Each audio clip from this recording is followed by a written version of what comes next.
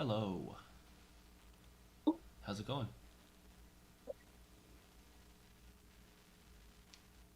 I can hear you. Can you hear me? Okay, nice. Um, Let me give, let's see, where's this thing start session? Alright, I'm going to give you a Scaladraw link here. Feel free to join. Know that the name you put in will be visible on stream, so make sure you put in the appropriate name. oh, okay. Sounds good. And you wanted to do YouTube, right? Let's see, was it Uh, you? That was you. Okay, cool. yep. That's fine. Um, Sounds good. let me see. Yeah, it's my first time using this tool, so I'm not very familiar with it. This is Okay. the typical tool you'll be using for Uh, all system designs. Unless it's in person, that'll be on the whiteboard, right? But Scaladraw is pretty standard. oh, okay, because my review, I'm allowed to, like, pick, the website, but yeah. D- So I drew a diagram. Can you see the I mean, like rectangle. Did Can you you draw it see it? already? I didn't see it. Let me, Oh, are you in my uh, link? Let me check. With this in your wrong one. and also I didn't get prompted for putting my name, so I don't know if Okay, that's let me related. make a new session. I don't know. This one would be a bit old. Let's try again. Click Scaladraw.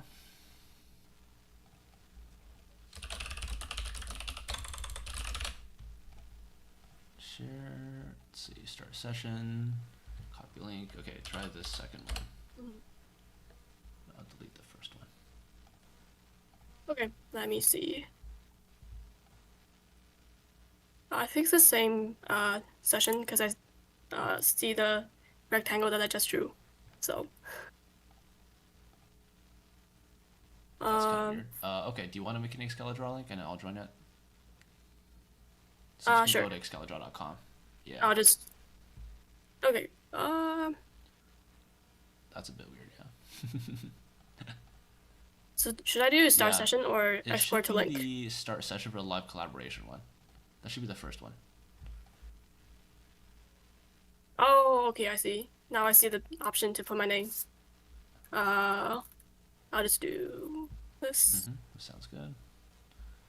Let me go ahead and go to. Cool. Yeah, I see a rectangle. Okay, nice. Let me check All right. something here. You can see this, right? I put a little text here. Nice. Okay, Yep, yeah, I that'll can. work. Yep. All right, then that's good. Your volume is good. Let me go ahead and set things up on my side. Okay, sounds good. And so in this case, yeah, I won't be asking you for introduction or anything. We'll just basically get right into it once we have enough viewers. Mm-hmm. Okay. Yep.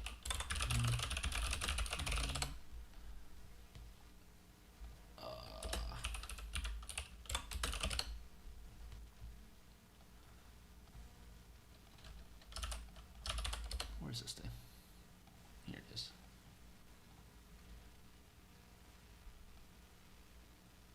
Cool. Okay, I'll keep this on the side. Today I'm gonna try streaming on YouTube instead because wait, what's this thing say? Okay. It's not a big deal. It's totally fine. I'm just where's this thing? Yep. Take your time. Basically, one of the issues with Twitch is that they doesn't save the VODs for very long, and because people want to Oh. watch it on YouTube anyways, I Mm, have to move it over. So yeah. yeah, not a big deal. What is this?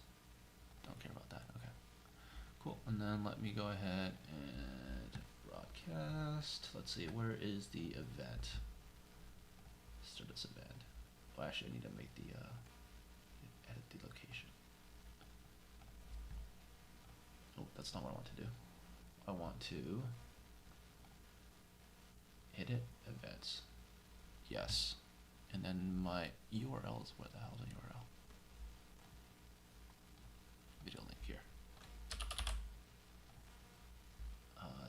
Next, save event. There we go. And then I can go to, did it start? It started, nice. Okay, let me go ahead and start then. Announcements. Everyone, we're back.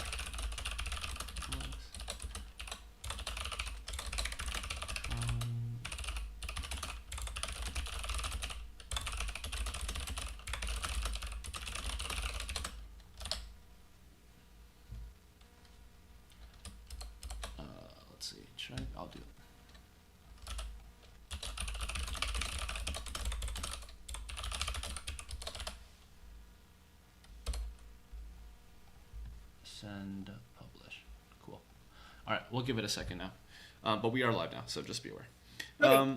Yeah, I don't know. We'll see how YouTube goes. I don't really like Twitch. It's really annoying to moderate on Twitch because there's so many bots that try to like sell Oh. viewer links and whatnot. And I don't really care about that, but it's really annoying. Another thing is that, yeah, like I said, they don't keep the recording along, so I have to either record it, like save it to my computer locally while also streaming, or I have to download the stream from Twitch and then splice and then upload it. So yeah, it just Oh, sounds I really annoying. see. But that's how the videos that I see on YouTube gets like Yeah, the uploaded from earlier your side. ones, I didn't think of recording them because I thought Twitch would just save them, but that's not what happens. They delete them after, I think That's it's like weird. a 1 week limit. So some of them are actually just lost to time I because I didn't see. realize. And then so some of the early ones I had downloaded my previous VODs, and then split them up and then re-upload them to YouTube. And all the recent ones are I just record them locally while I stream, which works pretty good. But yeah, So how many? go ahead. Yeah. So how many of these like mocks did you do? Oh, that's a good question. Let me see. Like since you started like collecting the questionnaire. Let me see. 6, 7, Yeah, just curious. 12 of them. 12 of them since starting the form, and I think before the form, I think we did 4 between me and Cookie. Yeah, I think yeah, was it? Yeah, it was. I It was. see. Yeah. So do you like a few like 5 every week? I generally don't do as many as 5. Sometimes I have time, I'll do more. Okay, yeah, I'll just Yeah, most of the say. time though, what it is that I like it's a lot. It's an hour per, and it takes a bit of time before and after as well because I have to prepare questions. Because I don't use my company questions for this, just to be clear, because that is their IP. Yeah. Though I am asking if I can use their code signal because they have professional code signal and I don't, and it's much better than CoderPad because you can Oh, put okay. templates in the thing. So that, anyways, so it is quite a big time commitment, but it's not that big of a deal because I like doing it. But at the same time, right? Like sometimes this is a weekend and I have stuff to do on the weekend sometimes, which is why I couldn't do it yesterday. Yeah. So yeah, some Because all you have like 4 for today, so that's quite a lot I of do have 4 for work, today. Yeah, most I of the think. time though, I try to do like for example 2, like 1 on Saturday, and then do the resume review on Saturday, right? And then and then on Sunday I do usually. Well, I usually don't do them on Sunday, and what happened was that demand got so big that I had to do them on Sunday just to keep up. But now I realize that like if you have an interview on Monday and you can't get in this weekend, that's your fault, not mine. You know what I mean? So sign up earlier. That's all I can say. And also, some people don't. I don't know. I think this is maybe lost in translation, but like if you have an interview later in the week and you can't get a practice in before then, it's still worth it to practice because the next time you get interviewed, you'll still Yeah, definitely. So I mean, this. Yeah, because for this one, I didn't know I would Oh be yeah. Okay. selected this Yeah, it weekend, kind of goes down the list. so I wasn't planning to do it. I want to like make a public spreadsheet. I'm not sharing it right. Yeah, I'm not sharing. I want to make a public spreadsheet with all the private information redacted so they can see where they are in the queue. But I haven't figured out how to Oh, make okay. Google Sheets only forward one column because I think Discord usernames are not private. So Oh, yeah, yeah, but or I have to update them manually, which I know I'll fuck up. So I don't know, whatever. Yeah. But it is. I know that's the next thing that people want to know about. yeah, that would be a great That would be. improvement. I'm gonna do something about that. But it will speed I up the will speed time up the anyway, time. The so time, is, yeah, because I'm why the only not? one doing these at this point, so they're just basically based on whatever I'm doing. And I know that the queue is kind of big, right? The queue is like 10 plus or so, because I didn't do them for like 3 weeks, so I was out last couple weeks. Oh, Yeah. nice. Let me see. Oh, someone's asking. Well, would we have gotten a DM if we were selected for mock? Yes. So I don't. Do I? Oh, actually, I might have your email. So what is your name? Your name is that. Let's see. If you did you sign up? Let's see. What's your name? Oh, you are on here. You are currently 33 out of. So you are 1, 2, 3, 4, 5. So you're 4th in queue. I can tell you. You're 4th in queue. Yeah. Yeah, this is the kind of problem I want to solve, right? So you can check yourself where you are in the queue. But yeah, but like being fourth in queue means that you're likely going to be either next weekend or next weekend, depending. Because like the thing is, sometimes people sign up and they just ghost me, right? So sometimes if I reach out to them and say we want to schedule, and then they don't say anything, they're like, okay, well, I'll give you 3 days, and then if you don't show up, I'll put you at the end of the list again. So, all right.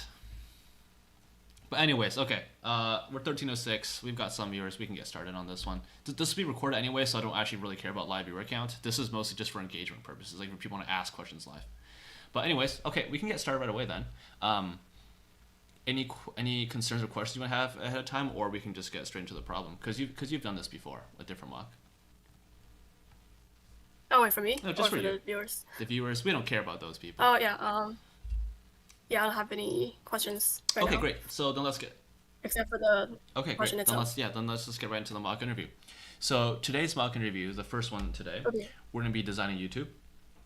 This is gonna be a system architecture design, new grad level. Okay, so let's just get right into it. So YouTube, as we know, it's a video on demand streaming platform, right? And for the purpose of this problem, we're only going to be focusing on the video upload and streaming kind of facets, right? So we won't be talking about live streaming, for example, which is what we're doing right now. So that's out of the scope. Okay, sounds good. So just to clarify some requirements. So for the platform, so for YouTube, I think it's just mobile and like web. Yeah, that's right. We can just focus on just the web for now. Is that right? Yeah. Just web is fine. Yeah. Okay. I'm just gonna update this. And then so for the features, so okay, so we said upload and streaming, and then so for each video, I'm assuming it'll have the content itself, and also the title, and descriptions, and comments, and number of likes, and like those metadata. Yep. And probably some more.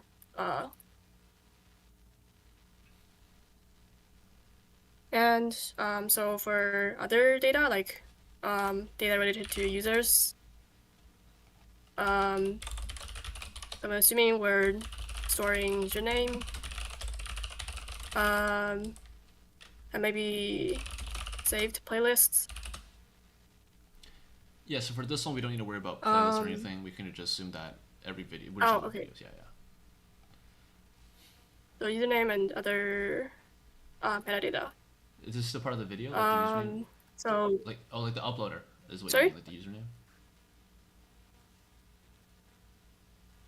So the user that will be watching the I see. videos. So users, yeah. Okay, that's fine.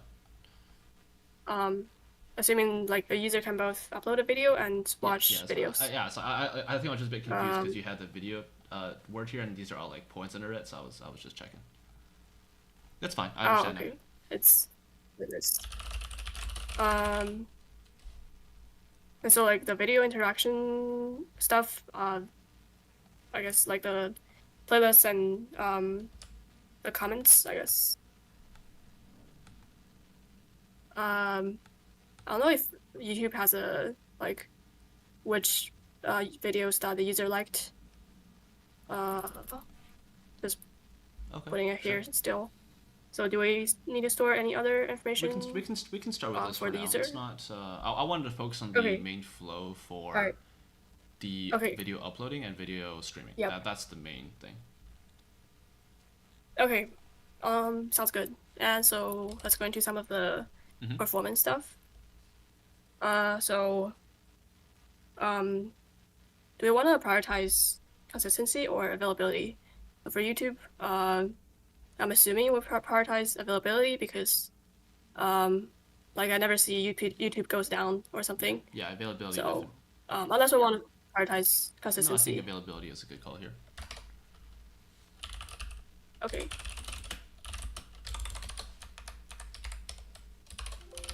And then, so I'm assuming it's read heavy compared to writes from what I observed from YouTube. Can you just clarify what that means? Oh, like so the read to write ratio is greater than 1. Yep, that's true. We'll jump into the numbers later, but just for now. And so it should be very scalable, right? Because we're looking at worldwide users instead of just one region. Just to So the clarify. scalability you mean is geographic scalability? And also like for region, like if we have one video that's very popular, we also might want to make sure that like we're able to serve that like peak view, if that makes sense. Okay, yeah, we can continue with that. Yeah. Okay. And then I'm assuming we want low latency.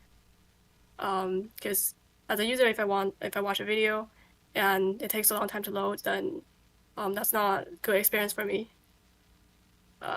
Unless we don't want to I mean, focus that'd on be good this. to have, but in terms of priority, I would say availability is most Okay. important over everything else. Okay, availability. Okay, sounds good. Okay. So with those, let's do some calculations. So, how many total users are we looking at? Total use. Are you talking about uploaders or downloaders? Like both, and then we can do like a uploader downloader ratio. So we can say total users as 1 million. Okay. And then, so how many, how much of those users are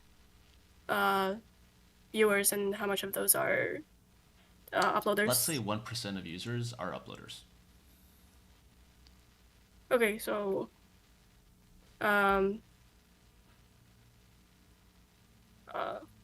wait, yep, that's I think it's uploaders. supposed to be 10,000. Oh, right.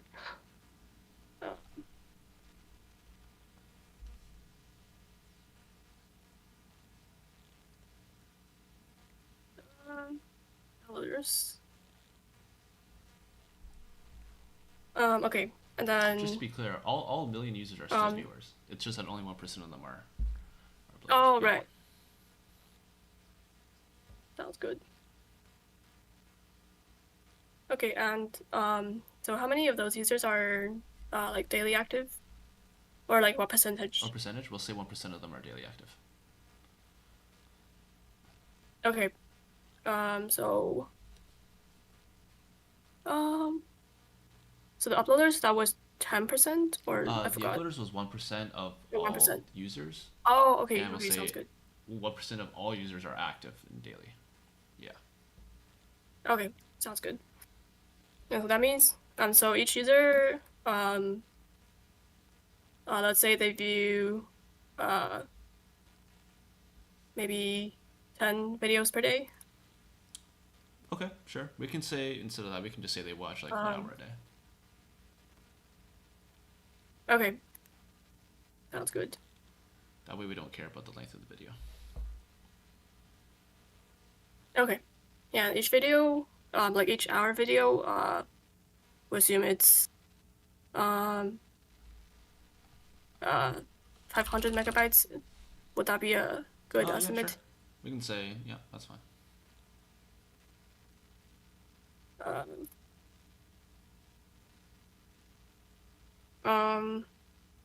So that would be so by the way, for this kind of interviews, would I be allowed like calculator? Yeah, you can use it. Just from my. That's fine. All right, so.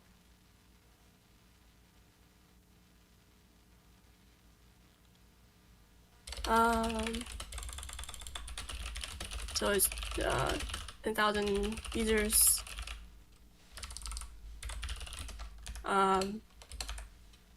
And every hour is 500 megabytes.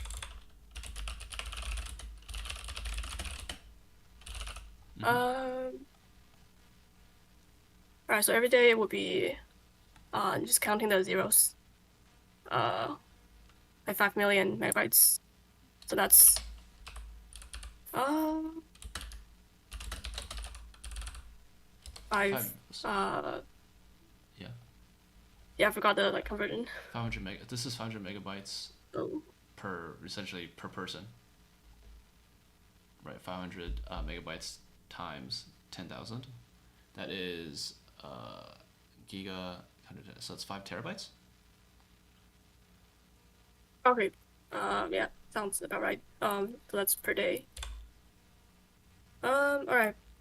And so that's for read, like Yep. streaming, and for uploading.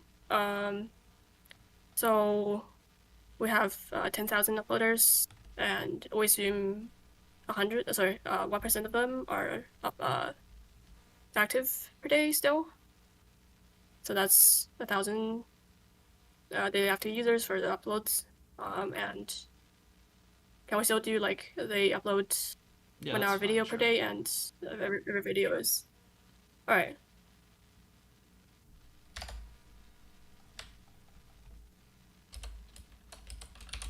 So that would be let's just say 0.5 petabytes per day of uploads. All right. Okay. So those are about the about the bandwidth, but like in per day, not per second. I'm sure that can be calculated. So for the total storage, can we assume that the videos will be kept for 10 years? Sure, that's fine. Okay, so the upload is 0.5 terabytes per day, and 10 years times this many days in a year, so that will be. We're just gonna use my calculator real quick.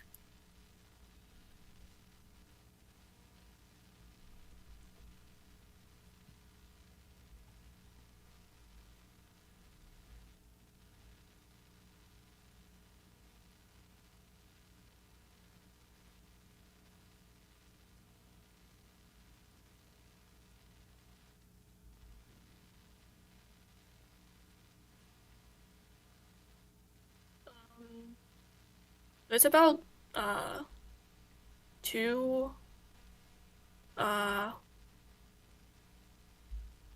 PB. I forgot Petabytes? the like full yeah petabytes. About 10 petabytes total for 10 years. Okay, so with those in mind, I'll jump into the high level design. Would you like me to do the API design and like database model design first before I jump into the like drawing diagram? I want to highlight the database design, so you don't need to go through every detail, every primary key, but I want to know what columns you'll be storing, and the API shape. But you don't need to design the API; just the shape is fine. Okay. So the database. So for the videos, I'm thinking storing them in a blob storage like S3, because their format is like very unstructured, and every video is an object. So I think that would be blob storage would be the best for that. And for the metadata for video and users, I'm thinking using relational database, because we have some relations like the comments to a video and what videos a user liked.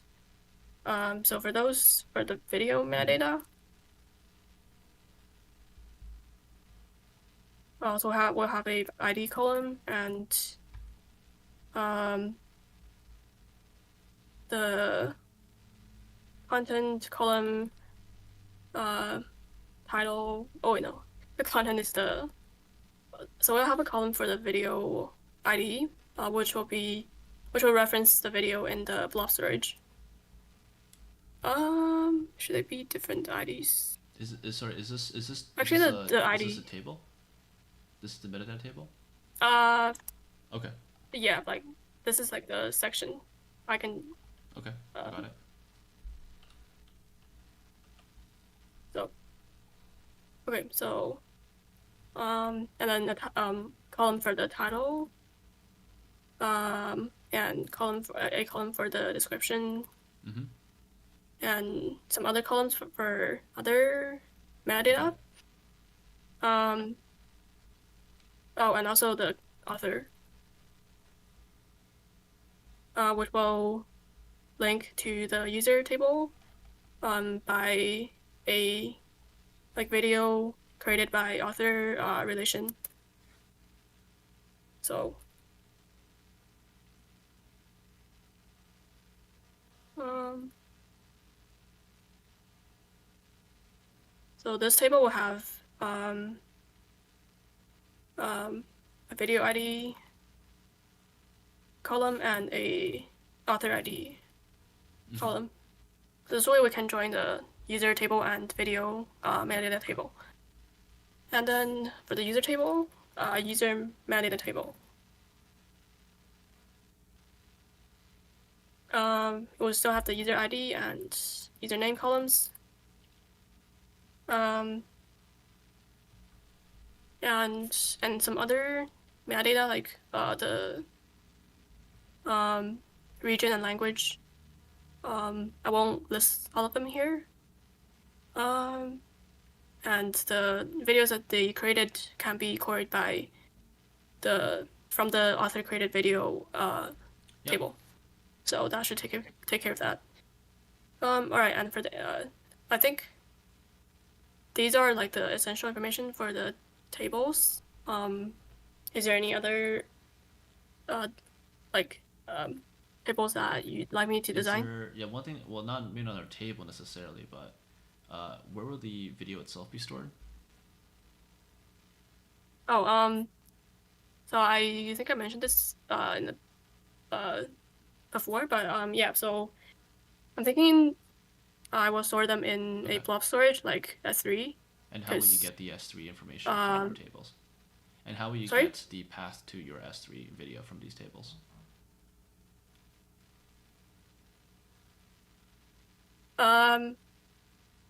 So you mean like design the path to like for a specific video? So you can upload video to S3 and you can decide the path, right? Right. Yeah, like mostly depending on the ID. So it'll be the same as the ID.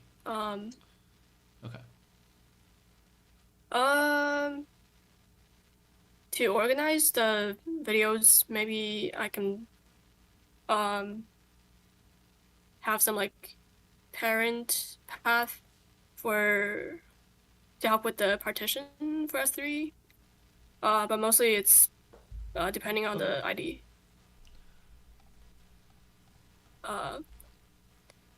Okay, yeah, that's fine. Okay. Can I? Okay. Can I do the API that's fine. design?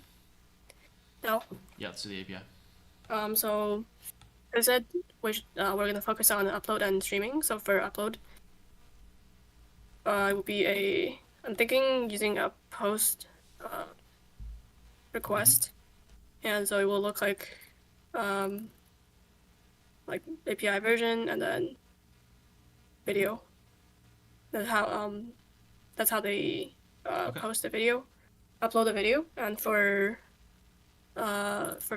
streaming, I'm thinking doing a get request to the same, and then ID of the video they want to fetch. Okay. Are there any necessary critical parameters needed for both of these operations? Anything you want to mention? Not necessarily they might exist, but is there anything that you're relying on?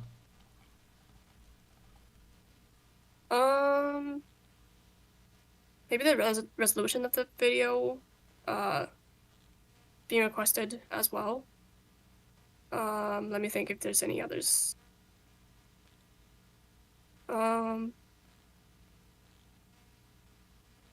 yeah, within the video, they can select like the resolution and Okay. speed. And can we just are we assuming that's just another? So within the like Are parameter. we assuming that's just another Sorry? GET request when they update that, or what?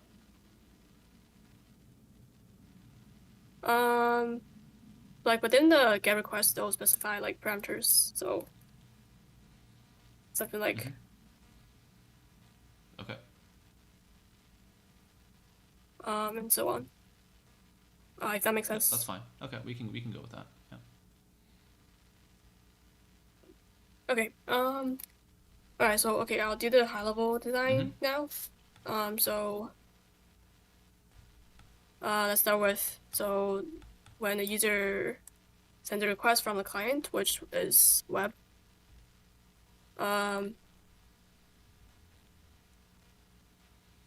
So for better latency, they will get it from a CDN.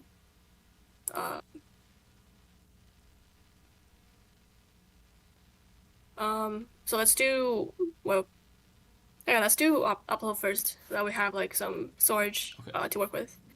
So for upload,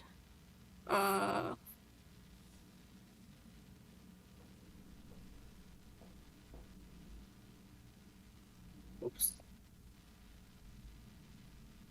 So first I'll upload the original video to a S3 storage. And then since we want to support different resolutions and probably different formats for the video, we'll use a encode and transcode service. Okay. Like on user upload. So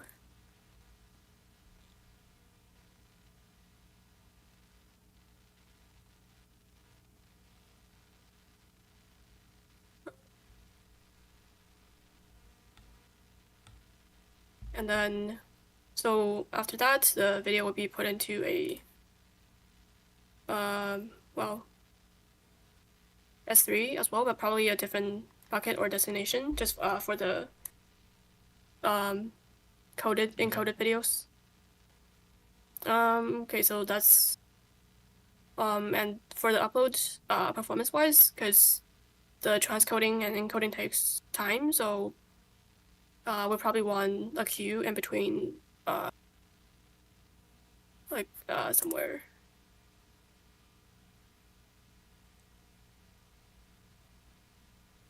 A queue for the encoding and transcoding. Can you explain a bit about how this task queue will work? Yes. So after so every video that the user uploads will be put into the queue, and then depending on the speed that the encoding and transcoding goes, you'll pull the videos from the queue to process, and after it's done, it'll put the video into the S3 bucket and pull more videos from the task queue. Is a queue to enter the transcoding service. Yes, yeah, that's right. Is that? Oh, okay. So is that But what's the difference between? Well, can you explain a bit why that's needed? So I understand why you have that, but why is that needed? Why can't the transcode service itself just pull items from S3 as it need? Because a task queue has to pull from S3 in what you're saying. So what's the distinction in this case between the task queue pulling versus the service pulling? I think both both will work. Yeah. Okay, that's good. I was just assuming that without the task queue, the service would have to handle all the videos that the client sends, and if they can't handle them, they'll have to be dropped. But yeah, because we stored the videos in the S3 first, so the S3 is like acting like a queue at this point, so it should be fine. Yeah, that's fine. Let's move on. All right.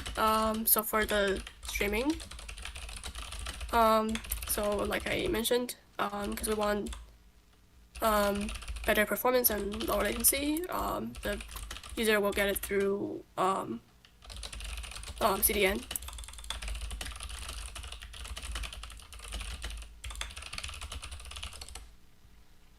Oh, actually, sorry for the upload. Because we also have some metadata for the videos and the users, so that will be updated as well. And I said those will be in relational database. Okay, this is the metadata stuff, right? Okay. Yep.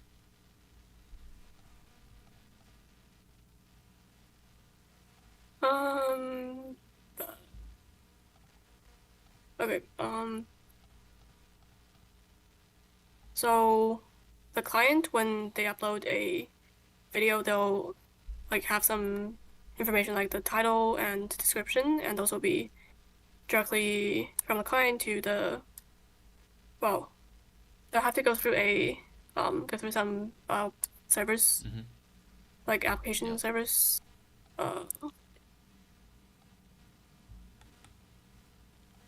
So on the high level, it's from the application servers to the database. And for the after the transcoding service is done, it will also put the information like the ID of the video, transcoded video, into the metadata database. It'll put the yep. Okay, and the database will probably need to be replicated and sharded to handle the load. And the servers will use the load balancer because I'm assuming we'll have different server clusters around the world to serve the many users. So here we'll use the load balancer, like not a load balancer, but some load balancers. Okay, and so for the CDN stuff, so when the client wants to watch a video, they'll get it from the CDN. So that's looks like this. And if the CDN doesn't have it, it will get it from the So from this is S3. the read flow now. This is the view flow now. Yep, Okay. yep. Sorry for the jumping around. Okay, yeah.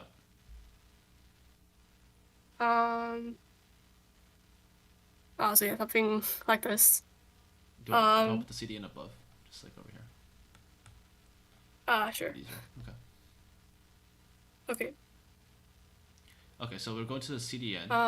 So not just how will it be in the CDN at all? There's no write to the CDN right now.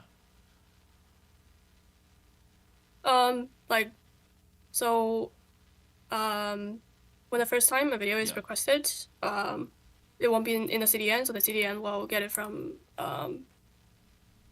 S3. Okay, so it's or maybe from the so their CDN Sorry? is a cache essentially. Okay. Yep. Okay. And they'll also need when they view the video, they'll also need to load the metadata from the database. So like this. Is there a different color arrow? Yeah, there's a different color arrow. Do you want to use a different color for the read? Oh, okay. For read. Let's do green.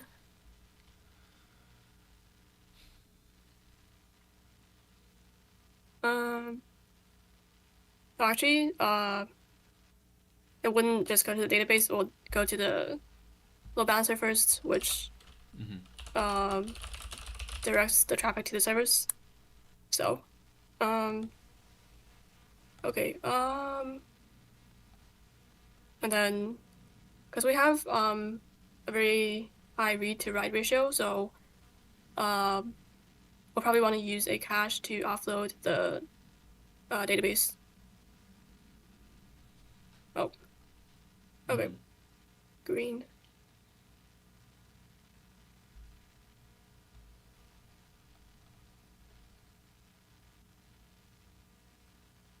Um, This is yep, a so this is something a like and this is a that. metadata cache. And it's Yeah, also a that's read right. through cache. Um, yes, because it's read heavy. And we don't expect much, that much writes compared to reads. Okay. So one thing you mentioned. So okay, maybe I should let you finish. Is there anything else that you wanted to talk about regarding the sketch?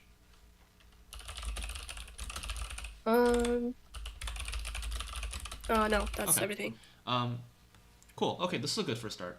One thing I want to just kind of follow up on here is we kind of assumed the need for Mm-hmm. a CDN. Is the Mm-hmm. performance that we require, does that justify the use of a CDN here? Yeah, because we said we'll design Uh huh. YouTube, so I'm assuming we'll serve users Yeah. around the world, and so then and we assumed low latency. So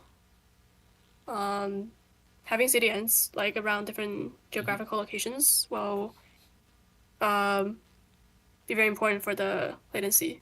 Yep, that's right.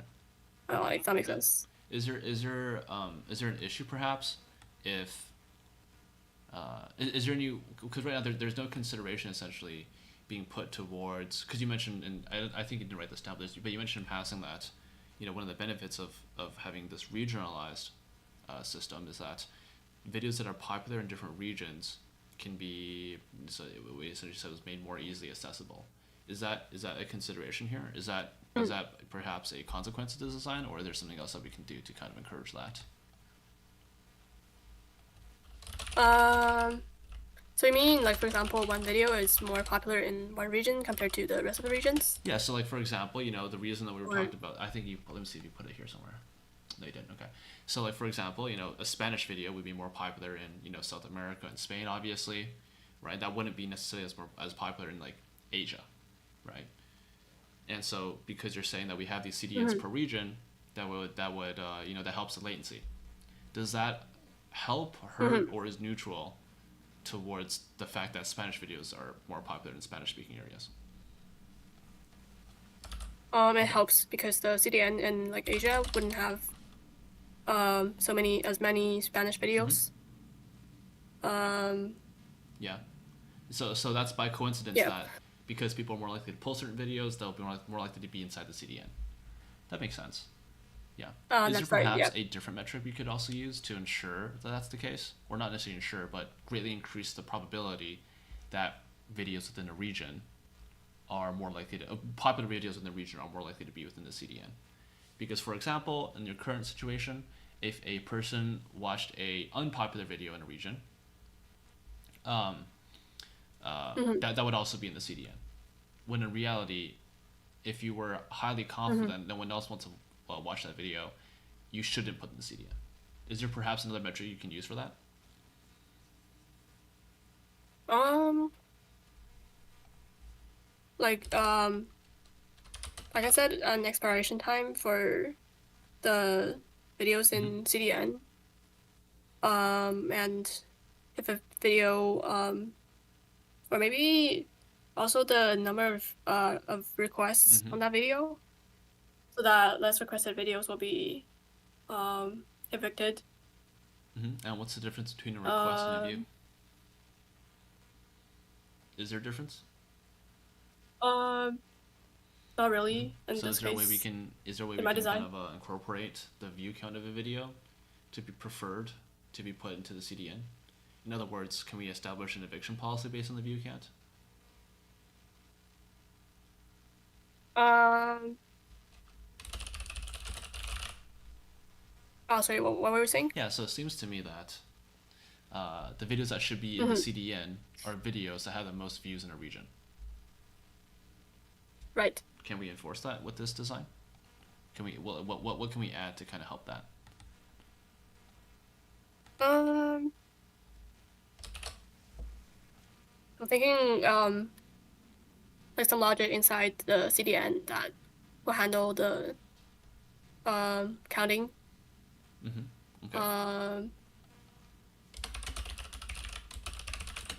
Anything else? Yeah. It's a tough question, but I think it's an important one. Mm-hmm. Can we also have a thing, for example, one thing you didn't put in, which I understand, but it might be useful, is users should be associated with a primary region. Right. Users typically watch videos from within a region. They can move and go on vacation, all that jazz, right? But users are typically within a given region, and in fact, if they do move or they log in from somewhere else, you can update that as you need, right? But this way we can have a view count, right? That's a bit more complicated than just a sum of all the views. We can have a view count that is further broken down by region. So inside the metadata or inside the CDN? Well, so wherever you store the view count, right?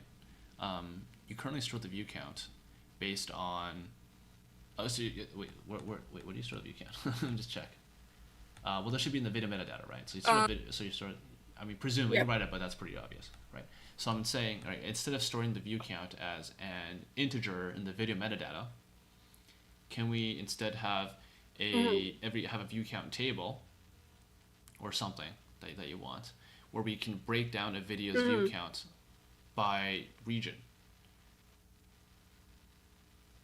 Yeah, that'd be nice. Yeah, so let's make an extension here then. So why don't you make a video? And we can assume there's just two regions for the sake of simplicity. Okay. Let me see. I'm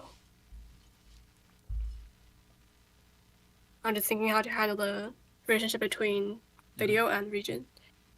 You can have a compound primary key. So we'll have another table that's. You can have a table with two primary keys with compound primary key. Can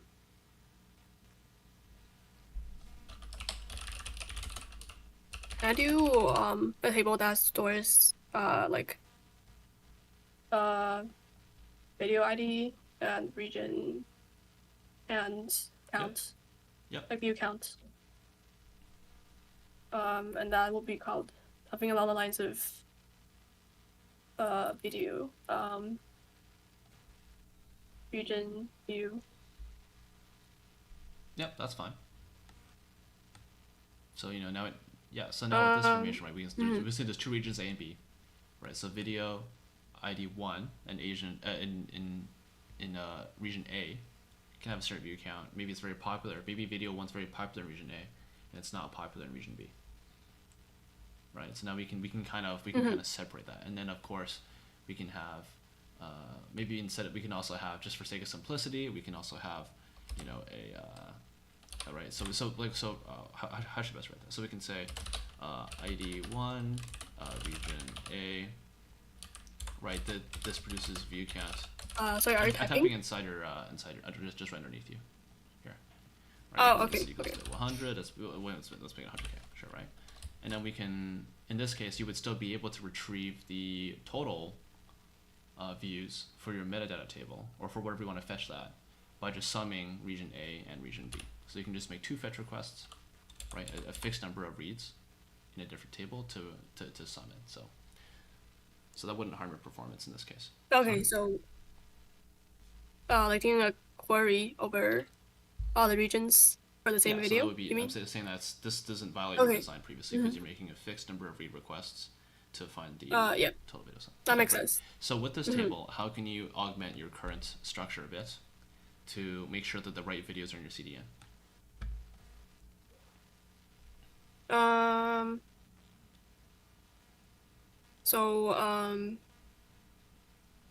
At some point the CDN can be populated with the videos from a certain region. So that means the CDN will make a request to the application servers, which will return from the cache the videos for that region, and then the CDN will fetch those videos from S3 and populate I think you cut out just slightly there. Can you repeat the part where you said the CDN goes to the app servers? I didn't quite catch that. Why is it going to the app servers? Oh, okay. Because it'll need the um list of videos for that Okay. region, which is stored in the um both cache and the metadata table database. Does that make Yeah, sense? I think that makes sense. I want to make sure you. I'm going to show you got it the same way I do. Um, what request exactly is the app server making to the metadata? Like what it's getting a Um, read request presumably. What is it reading? the videos from the region for the CDN. Well, all videos are in every region. Oh, oh right. Um, the like more highly requested ones. Okay. By the like view counts. Yep. And So specifically, like the top like X videos. Yep. Um, with the like by the view counts. Yep. And how will it do a? So this is in SQL, right? You're having a relational Mm-hmm. database. Will it be doing a sort or a order by? That's called, right? Order by. Is that Um, what it's gonna do? um, Okay. yes. So it's gonna do and okay. So that makes sense. So it's gonna get the top X videos in a region by view count, and then what? So let's say now the videos are completely different than what they were before. They just all changed. Now what? Um, um, so like when the videos in the CDN expired, it will fetch some new videos, and that's when it gets updated. Okay, I see. So it's time based on the CD inside.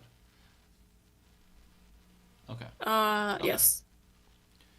Yeah, that makes sense to me. Cool. Um, all right. Is there anything else you want to add to design? Otherwise, we'll end the mock here, and I'll go through some other feedback. Uh, no, I don't want. There's no more I want to add to the Cool. design. Well, then let's call it here. Let's go over some stuff. So first of all, I mean, how do you feel Okay. about your design? How do you feel about the overall process?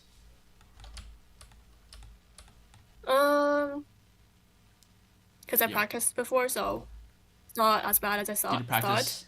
For my like first Did mock you system practice a design. specific question or like a different one, or something similar to this one? A few. Okay. Cool. Yeah. So there were a couple of things I wanted to say that were just pretty strong off the bat, right? First of all, obviously, thank you for participating. Right. This is helpful for you. This is Mm-hmm. good for me to practice my interviewing skills as well. Just gonna get into it. It's good that you started with the overall process, right? So it's good that you started by outlining the what we call the product requirements, right? So these up here are the product requirements.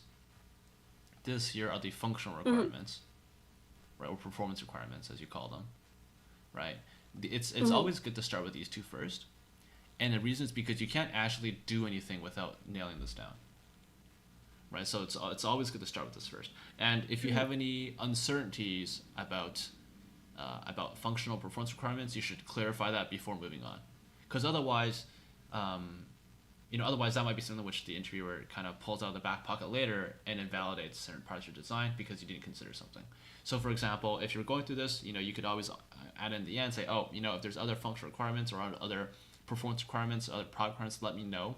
But I'll be assuming that these are the only requirements going forward. That way, you kind of shield yourself from like future responsibility. Okay. Sounds Um, good. but otherwise, yeah, this Mm-hmm. is fine. One thing I will say that I did mark down is, so that was a good thing. It's good that you asked about availability versus consistency.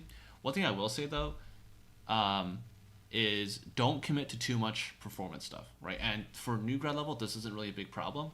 But one thing is that, for example, your design doesn't the scalability part is implied, right? So for example, oh, it's scalable because I'm using S3.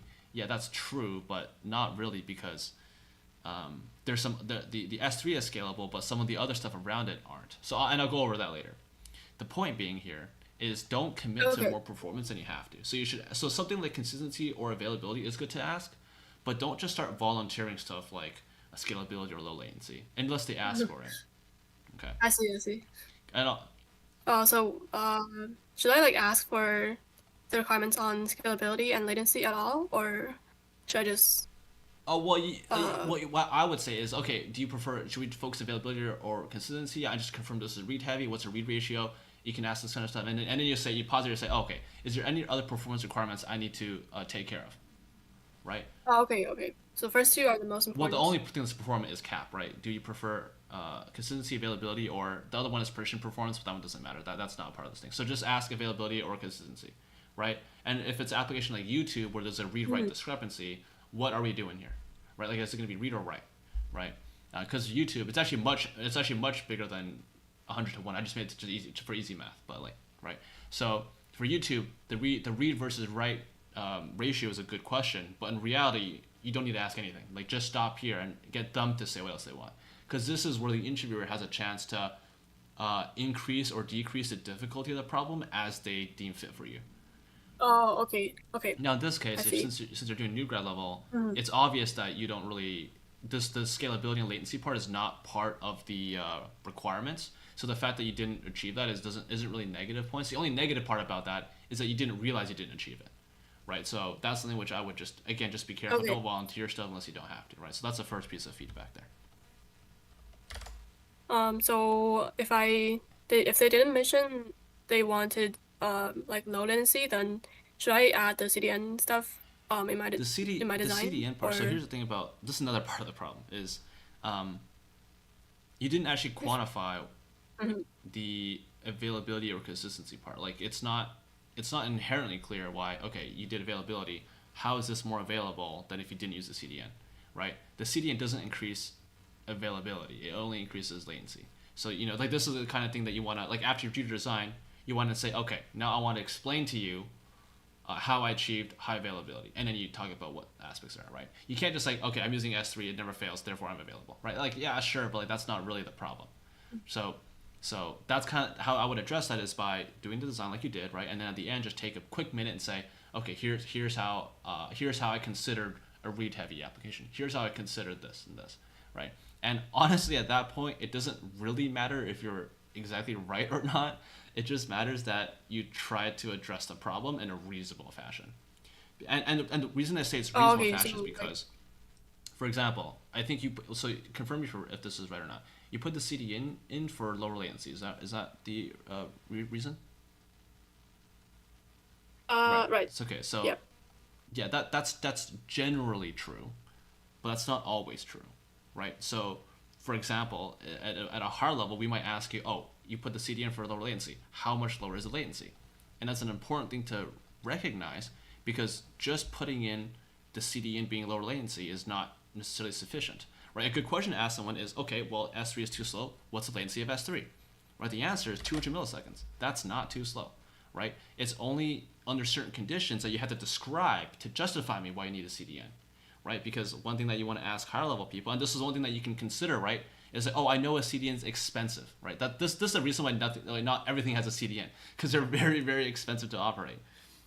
And so in this case, True. we just stop stealing everything. Well, Um, you can't afford to do that. You go out of business tomorrow, right? So mhm. say, oh, I'm addressing latency by putting a CD in. You can throw it in. Oh, I know it's expensive, but we're just trying to, we're a startup, whatever it is, right? So these kind of things are things which are, I would Uh, consider technically mhm. true, but not actually helpful necessarily in the spirit of the question. So yeah, this is not Mhm. just to be clear again, right? This is not a problem what you've done. Like, this is a pretty good design overall. It's just that, again, right? Like, you can't just say, oh, I'm using CDN because it's generally good for latency and therefore it's good for me. That logic doesn't necessarily apply. Um, so I need to like justify how the um without CDN it's not enough. So that's why I put in CDN despite it's expensive. Yes, so that's partially true. Right? You can't, like, what I'm saying is that CDNs generally decrease latency, which is true. But what isn't necessarily true is that therefore I will use a CDN to decrease latency. So the justification here, which is more advanced, which is why I'm saying, Okay. you don't necessarily have to go down this path, is how much slower, how much faster, how much lower latency is it that you will benefit from having the CDN, right? Is the cost benefit analysis there? And so one thing that I encourage at the end is, for example, I was asking, and this is why I was drilling the CDN part, was why are you, like, what's in the CDN, right? So you initially proposed, by the way, let me know if you are familiar with these terminologies. You initially proposed what's called a read-through cache. So read-through cache is a read path, and if it's not in cache, it fetches it, right? And it stays there until it gets evicted. So it's like least recently used. That doesn't actually help your latency, right? Because on average, people will on average find the more popular videos, but your average latency will still be relatively high because whenever someone finds a unpopular video, it will still need to go through cache, and that might evict a more popular video,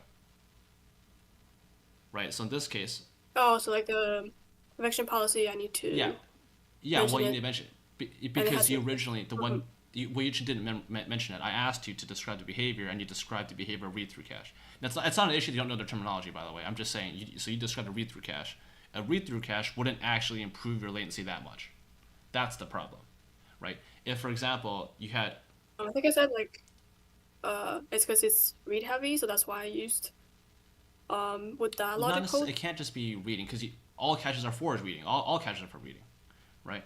It's True. only the case that your cache Mhm. contains the more popular stuff that it helps, right? If your cache only contains unpopular stuff, for the sake of argument, then it will never help you, right? It's the exact same thing as just reading directly from S3, right? So the thing you have to say is that our cache will contain the most popular videos, which will help the most people, right? That's decrease your average latency, right? So that's the part you were missing, and then we drilled down on that part, right, by asking you how do we formulate a more intelligent eviction policy, right? When we went through we added a table about the regional view count, and we did that. So then it would help because now your CDN is catered for every region, which helps the most people by decreasing the average latency, right? So that is the part that would help.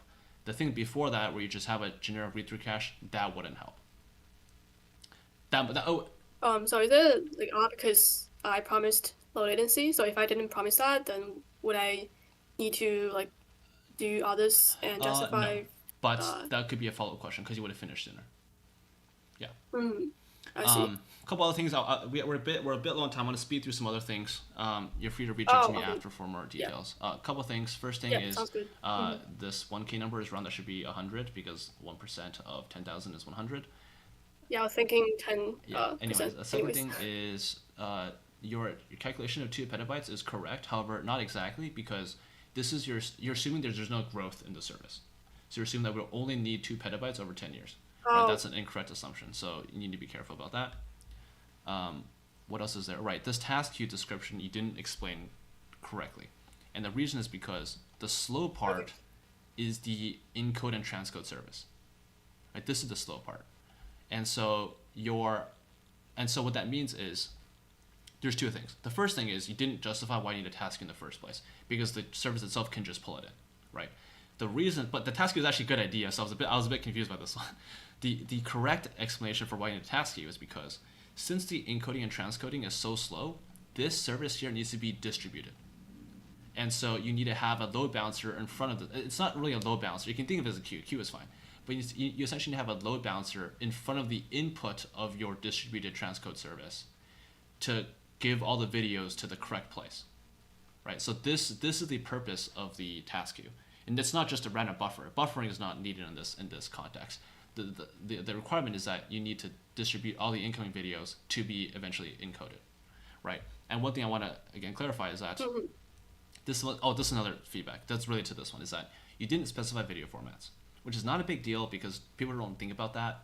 But keep in mind that people upload stuff from like Macs and you watch them on like Android. It has to work on both platforms, right? So, and so this is why you need a transcode service, and that's why you need to have multiple outputs, right? So one output's gonna be like MP4, one's like probably I don't know what's like H265 whatever bullshit there is now, right? So like there's multiple outputs to the transcode service. So you can have an input buffer for the you have an input buffer to distribute between a distributed transcode service, and you can have an output buffer to upload the many outputs back into S3, because this is a one-to-many operation essentially. So that's why you need the queue. Okay. The way you described the queue was actually incorrect. What we described it was actually not needed. So just kind of brush up on that part. And and the reason I'm bringing this up is Okay. because Sounds good. if you were to do this in an interview, that would be negative points because it seems like because it's actually the correct answer. So it seems like, oh, maybe you prepared it ahead of time, but you didn't understand why. So that's why it'd be considered negative. Okay. I see. Okay, cool. And let me just quickly go through. And so yeah, so that's all the feedback I had. I'm going to quickly answer some questions from chat related to this problem, and then but you're free to drop. Okay. So thank you very much for participating, Wendy. Yeah. Thank you so much for No this worries. talk. Okay, let's take a look. So we can't see your notes. Yeah, the notes are personal, so I'm just saying them out loud. I'm going to send them to the candidate afterwards. But yeah, basically all the feedback here I just went through. Can I go to speedrun of how the chart is working? Yeah, sure. So the black arrows are the write path. So the web client is the user. All the black arrows are the write path, and the green arrows are the read path, right? So the write path is there's two things that are being uploaded, right? There's metadata for the video, and there's the video itself. The video itself goes to S3. The metadata goes into the goes into the app server, which is the API server in this context, right? So we have two APIs. We have post video and get video. This is right here. This black arrow is a post video request, right? The post video in this case, there's metadata that's being written. That's essentially the only thing that there is in the API, right? And these two black arrows here I just went over just briefly. These encode and transcode the video. So for example, the user can upload a video in basically any format. And then the service transcodes it into a format that's visible by everyone. And and as Andrew Pham said here, it also converts it to some common resolutions and formats that are needed. That's the purpose of the encode transcode service. For example, you might hear, for example, there's various for audio, for example, right? There's MP3, there's .wave, there's OB, etc. These are all various formats that describe the same kind of file. And the reason you might convert between them is different. For example, some formats might be running more efficiently on certain hardwares. Some might be more efficient to read write in. Some might be more efficient some might be more compressed or decompressed, right? So these are the reason you might consider using different file formats to be able to better cater to the needs, right? And the reason you do this in the first place is because storing stuff is cheap. Like S3 is cheap as dirt, so it's good to store many formats and then hand off the format or hand off the file and code it in that format to the end user as needed. So this is why, yeah, I understand that Canada didn't say this explicitly, but this is the implicit reason why we do encoding and transcoding. The task I just explained as well. The way they explained it was not quite correct, but it is actually a good idea, and this is why you would use it. And so yeah, that's the right path. The read path is very simple. The read path goes to the read API, gets the metadata, and the video sits in the CDN. So that's how the read happens. The follow-up question I gave to this candidate was about the CDN, where it was about what videos do we put in the CDN. Not all videos can fit because it's a cache. It's much smaller than S3. So what do we decide to put in here? What do we decide to evict? That's what we were talking about in terms of this new table that we designed. Cool. So that concludes this one. I'm gonna pull on the next person and go from there. Okay, let's see. Who is next? Where's my calendar? Cal. Okay, let me go ahead.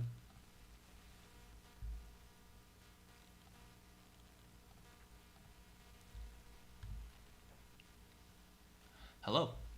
Hello. How's it going? How are you? I'm I'm doing doing good. Can you speak a bit? I want to adjust your volume a little. Yep. I can you sound. hear me okay? Yeah, you sound brilliant. Sounds very nice. Okay. Awesome.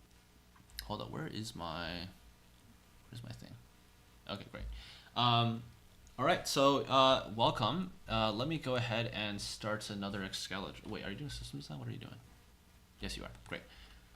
Yeah, system design. Sometimes I get a bit confused because some people changed last minute. Not saying you did. Some people changed last minute, and I had to check again just to make sure things are okay. Let me send you a link. Go ahead and let me know if you can join.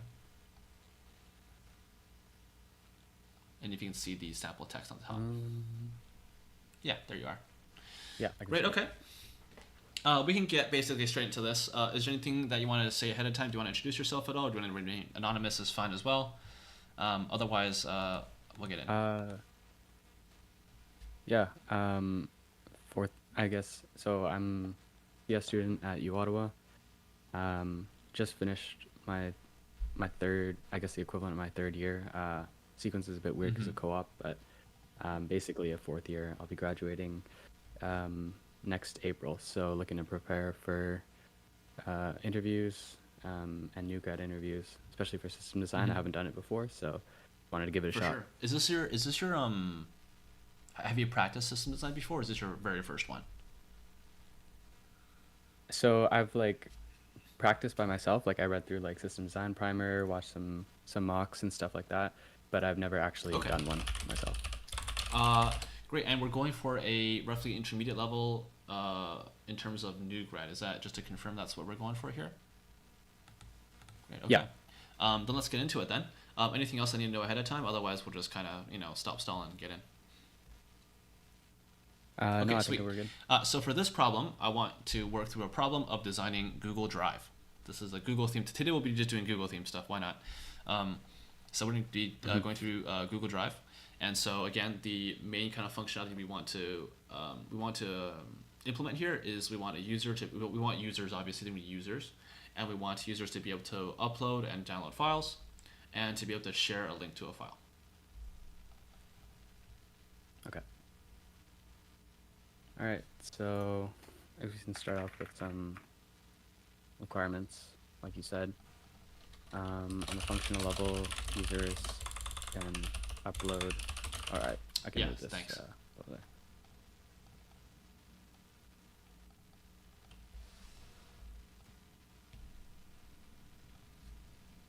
So users can upload files. Users can view and download files. And you said users can share links to files. On the non-functional side, I'm assuming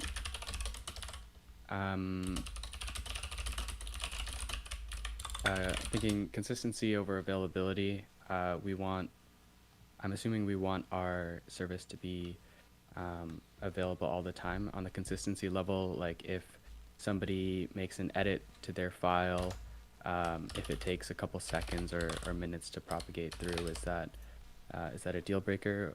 Or availability, I say, is important for the API, but consistency is the most important for the file read. okay. In other words, we would rather a user not be able to download a file than to download an incorrect one. If it were, for example, overwritten. Right. Okay. Okay. So thinking about some of the entities that we have here. So we have users. So that'll be, we'll give them like a username, some other data. We'll see as I go through if there's more things. We have files. So these we're storing files. So first thought that comes to mind is that we'll be using an object store for this. So I'm just gonna go with the S3. So we'll have an S3 URL. We'll give them an ID, and we want to be able to share files. So we'll probably have to generate some kind of share link that can be sent to people. Okay. So our API, like we said,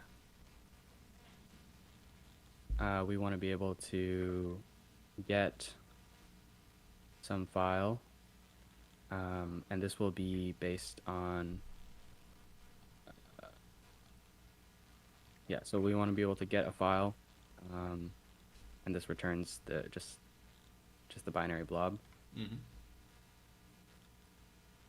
want to be able to post a file.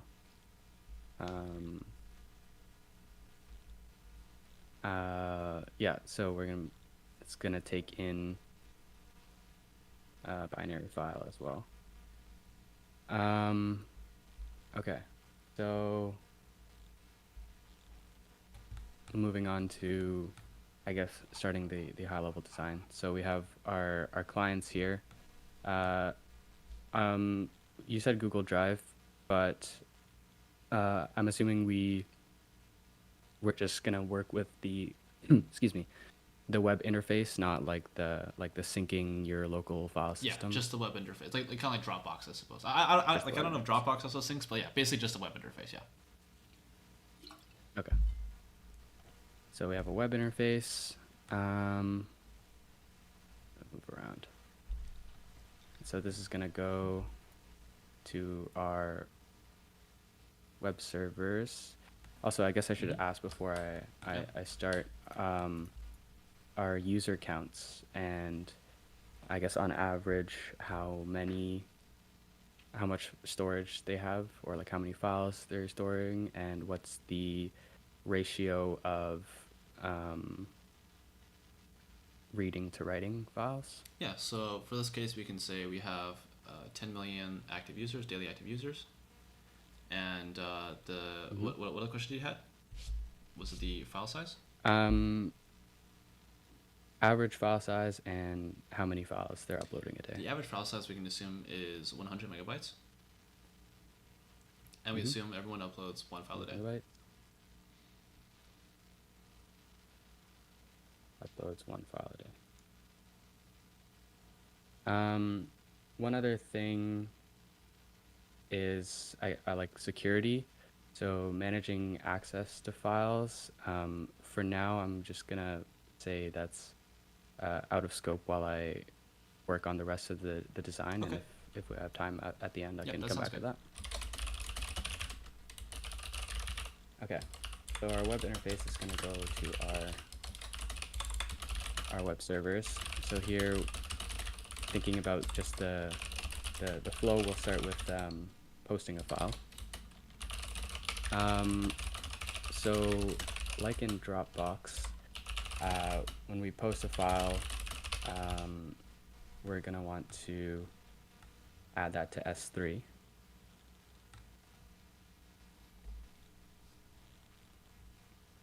S3, it's our object store. And before we do that, actually, we want to make sure, one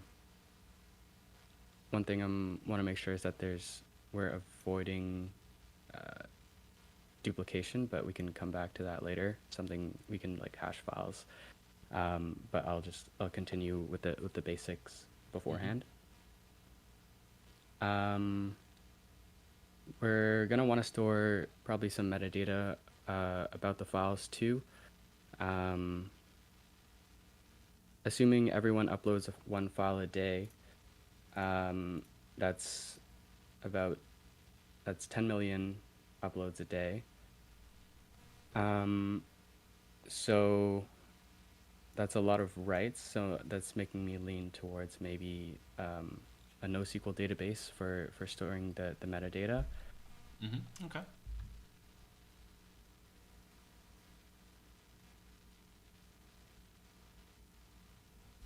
So we'll call that metadata DB. And so in our metadata, we can store things like in our files, we can store things like the share link. Also, you mentioned before, like we don't want them to download out-of-date files, so we'll want to keep track of the last updated, or yeah, something like that, like a timestamp. Yeah. Is this a table? So is this a files table in your metadata DB? Okay. Well, yeah. what's the primary key? So it's the primary key would be I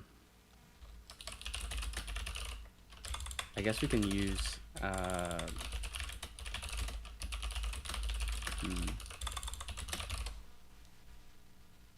like there's auto-generated IDs, but I think we can also use the S3 URL because that'll be unique per file. Okay. So that's our metadata database.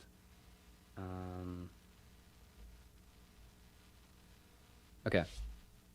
So writing to that, when we write to the database as well, we'll also want to generate the share link.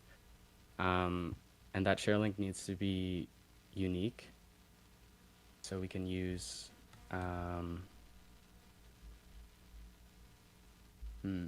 we can hash the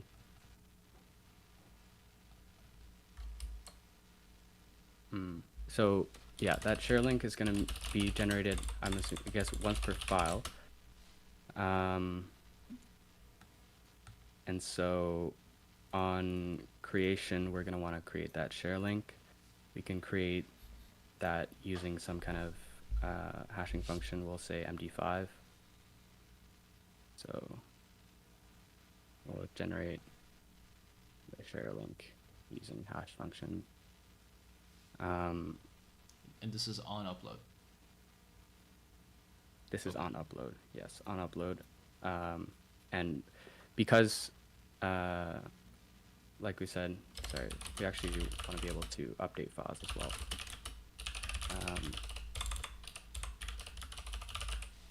We won't want to regenerate the share link because if it's already been shared, and we're just updating the file, we don't want people to, we don't want that share link to change. Okay.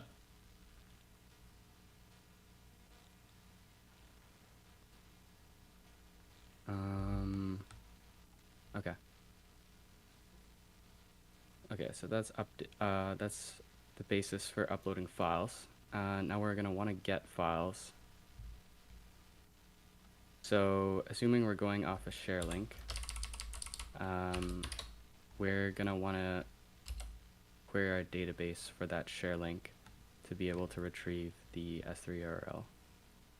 So this is, we'll call this the upload service.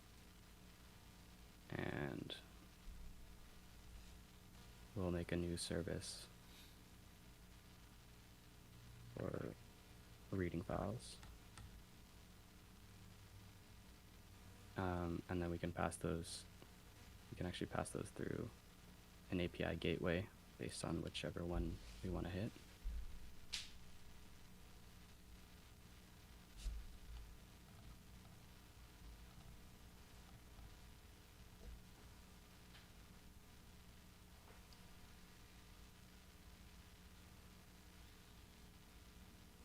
Okay. So our read service, based on the share link, we're going to want to query our database to find the related S3 URL. And then, so that's going to hit, I guess I should move this.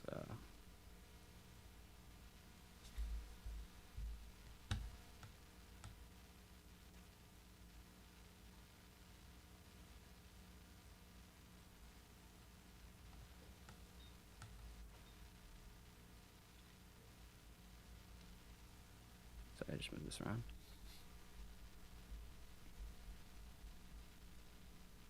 So yeah, so this is going to also hit our metadata database to find, based on the share link, find the S3 URL to hit, fetch that S3 URL, and then return that. So that's the basic flow.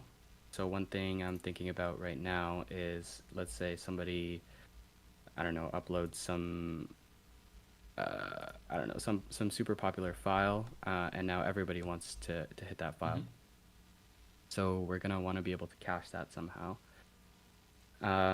We could use a CDN because it might be region-based as well. Let's say, I don't know, for an example, but let's say there's some super popular file that's just been uploaded and is being shared everywhere in Vancouver. So everybody's going to want to be able to get that file. So we'll have a CDN for caching super popular files. And so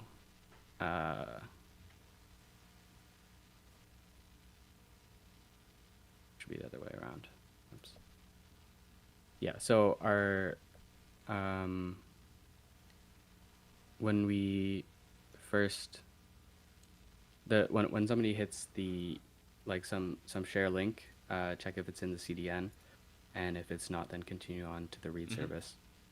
And the read service will, based on how many times it's been fetched, will update our CDN with the S3. We could determine some qualities for this based on how many reads are being done per region, and I don't know, within X amount of time. We probably don't want to store everything in there, only the most popular files, because users are going to be downloading files anyways, and so it's not super critical that everything happens. We're not working on like millisecond timescales. So where is this? So you mentioned the heuristic for updating the CDN is based on the read count of a share link. And where will we be storing that information? So how will the read service know to update that? Right. That'll have to be also stored along with in the file metadata. Yeah. Okay. I guess because actually we want it to be recent read counts, not just all time read counts. We'd need to handle that kind of separately. We'd need some type of way to associate, I guess within the last, let's say, 24 hours. So we could have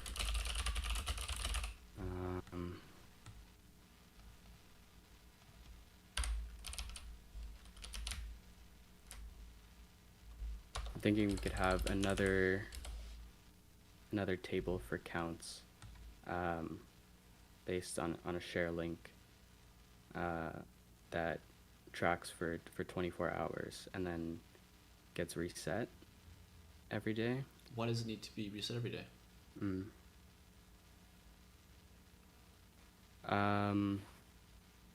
Because like if we have some file that has like a super huge spike, and now it has like, let's say 100,000 reads, and we're only caching on the total read count, in like a year from now, if there's other files that are popular but maybe haven't hit that level of popularity, that's going to stay in the cache, I guess, indefinitely, even though nobody's accessing it anymore. And so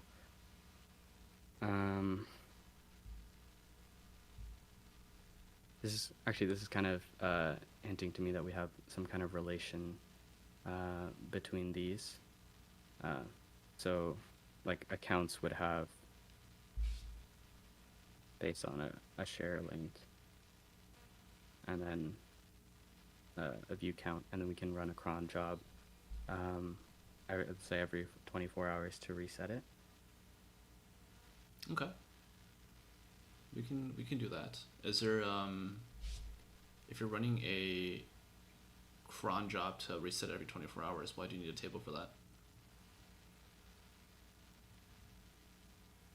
Right. Yeah, I guess we could just update it in the database itself. Yeah, so I guess you're saying in this case it would be every 24 hours you just wipe this read count to 0 for all items in the table. Okay. That would work. Actually, now that I think more about it, we could make use of something like Redis and have it, because we can set it to expire after 24 hours. So instead of having a CDN, actually, we can just have this be a Redis cache that will cache the share link. That's going to be our key, and the value is going to be the S3 it's gonna be based on like account and an S3 URL. And so every time we read, actually no. I'm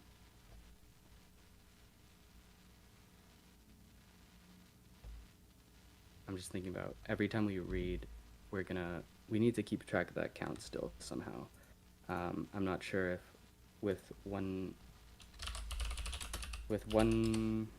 assuming everyone uploads one file a day, that's 10 million files daily. I think that's gonna be too much to keep track of in just Redis. So actually, I'm gonna backtrack on that and go back to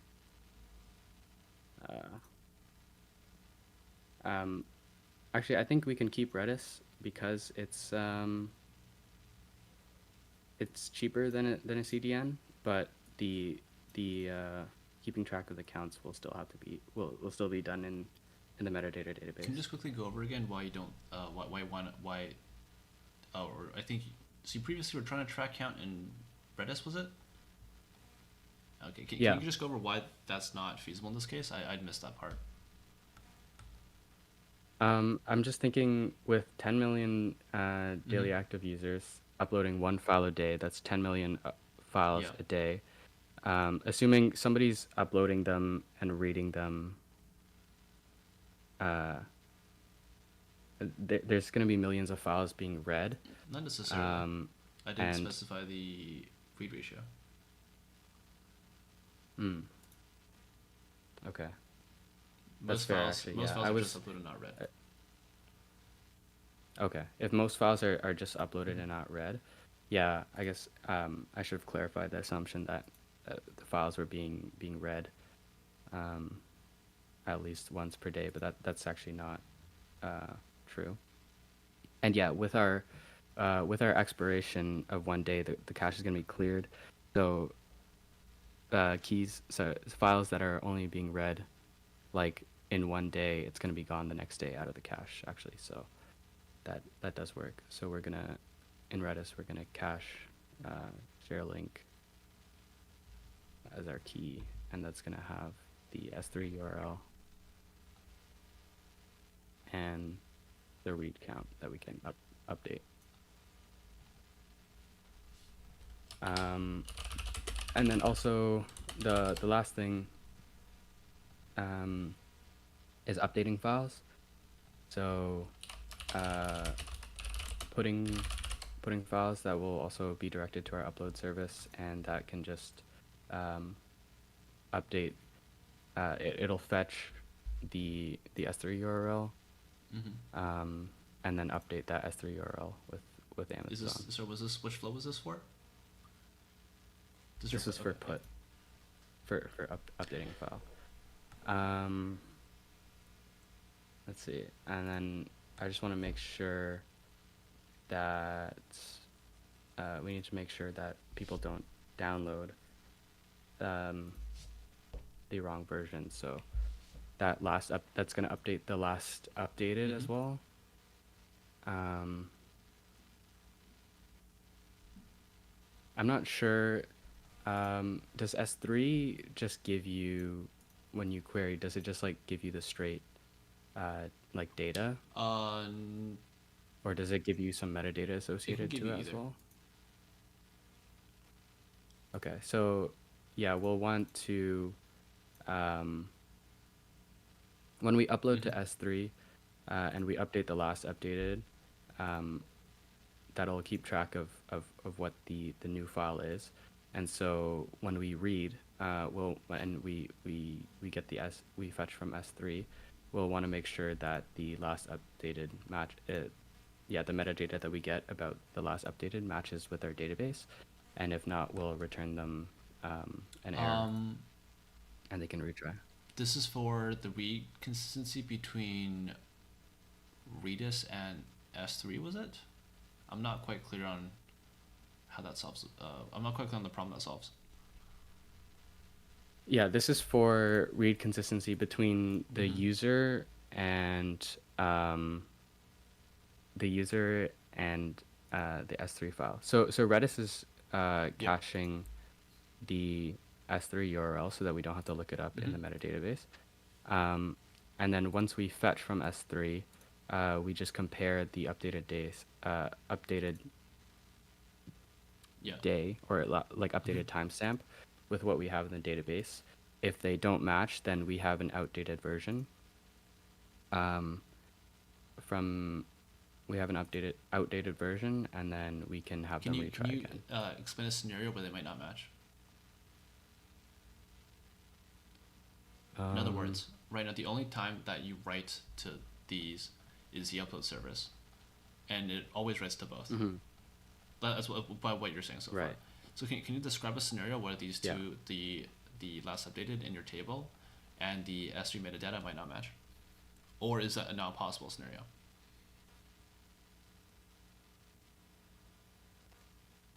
Actually, I guess that is not possible.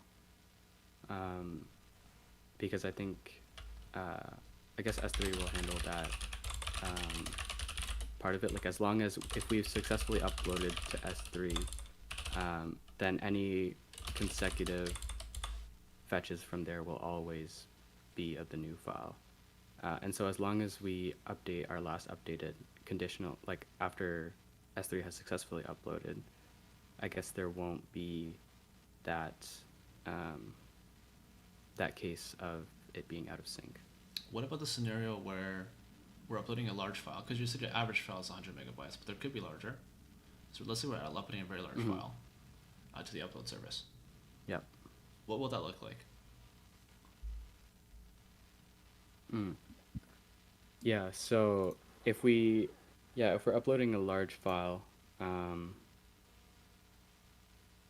it'll take a long time, and if our connection breaks or something in the meantime, then we'll lose all our We can progress. assume that your upload service somehow handles retries to S3. But I want to discuss, so what is the first thing the upload service will do if it receives a large file? Or any file, really, but this scenario we're talking about large files. It's the first thing it'll do. Like, what's it going to do?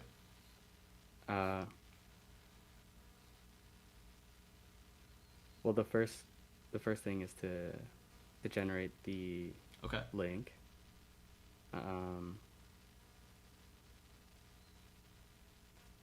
We only generate a link if it's not overwriting something else, right? Okay. Sure, yeah. Let's say it's like let's say it is overwriting something else. So it's a large file that's overwriting a previously small file or whatever. Yeah. So you don't need to generate the link. Do you write to the database first, or do you try to write to S3 first? We try to write to S3 first, because we don't want to update our last updated if it's not actually been successfully uploaded into S3. Okay. So let's say while it's uploading to S3, it's doing stuff. In this scenario, during this while it's uploading, if someone were to read the file, what would happen?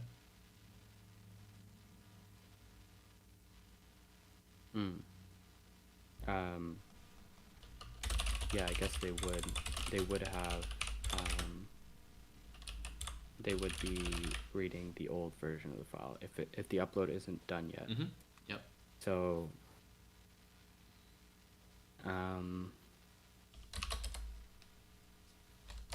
so the ways we could do this would be either we update the last updated and we roll back on failure, or we can add a field like updating or something, and then change that. I think they're kind of equivalent either way, so I'll just go with we'll update the last updated. So on upload, we update the files last updated and roll back on failure. Okay, yeah. So in this case, right, so let's say we have this now. So now we have a large file writing a different file, or the previous file. We update our last updated. Now someone tries to read it. Now what happens? So yeah, now someone will try to read it, and then S3 will give them the old version, so that will have the old last updated, and then when we compare that with the last updated, and that will be out of sync, and so they'll will return an error response to them. Okay. What if this file is cache and Redis?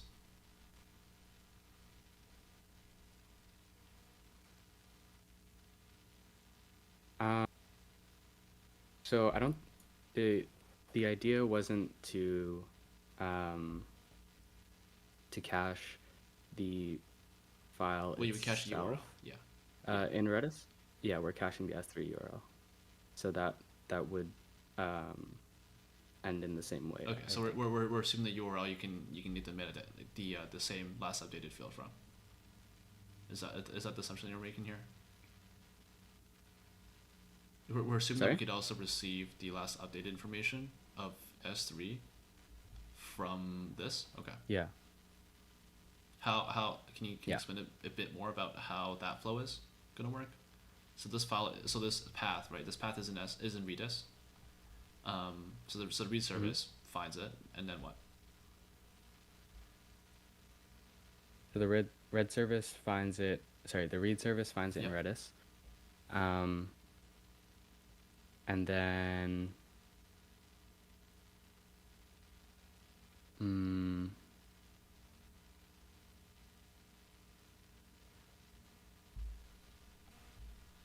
and then it fetches like the S3 to pass it back to the Okay. user. Where is it gonna check the last updated? After it fetches from S3. So like we said, if S3 returns Yeah. the metadata about Yeah. the file, so it'll get the S3 URL from Redis, fetch from Redis, verify. Actually, that defeats the point of the cache. So we should actually have a last updated in here as well. Actually, that's more complexity because we'll have to update the cache as well on update. Yeah, I'm thinking like it'll fetch, the read service will fetch from S3 and then compare that with the database. So you want to avoid reading the database if it's in cache. That's the point. Yeah. So we'll have to have a last updated in here, which means that our upload service will have to also update. We'll also have to manage updating Redis as well, based on it'll look in Redis if the share link is present in there, and then it'll have to update the last Yeah. updated as well. We can go with that for now. Yeah, that's fine.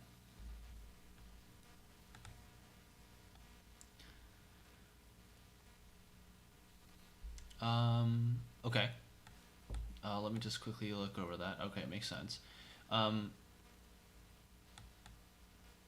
Okay, are there anything? So let me just take a look. So this is, you said if upload fails, we roll back the last updated in this metadata DB and Redis.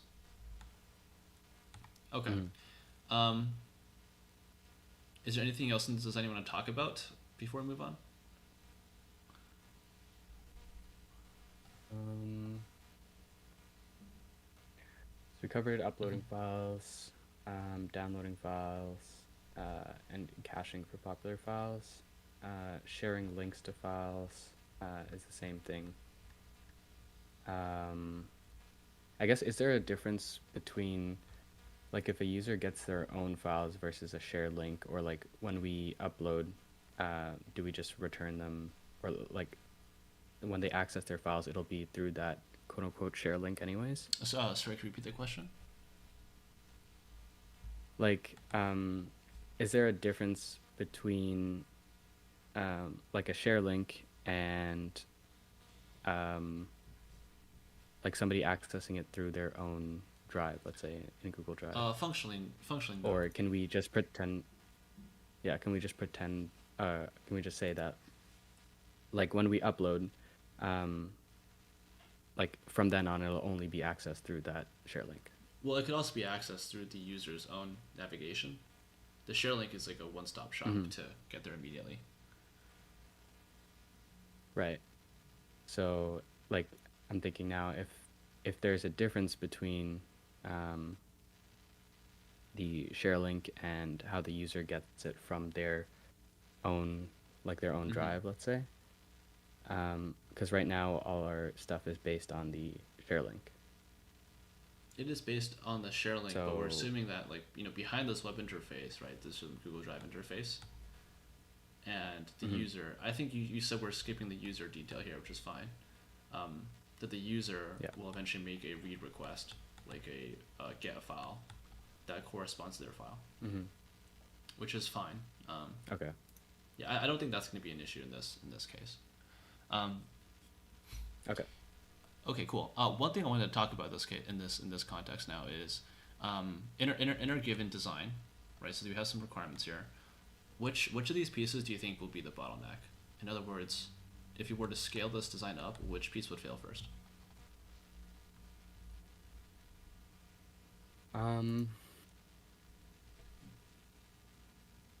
We didn't. I guess we didn't clearly define what the read write ratio would be. I'm assuming there would be. Would there be a lot more reads than writes? Over the lifetime of the file, yes, but not necessarily in a day. Yeah. Not so necessarily in a the day, read and write of a right. file can be destroyed in time.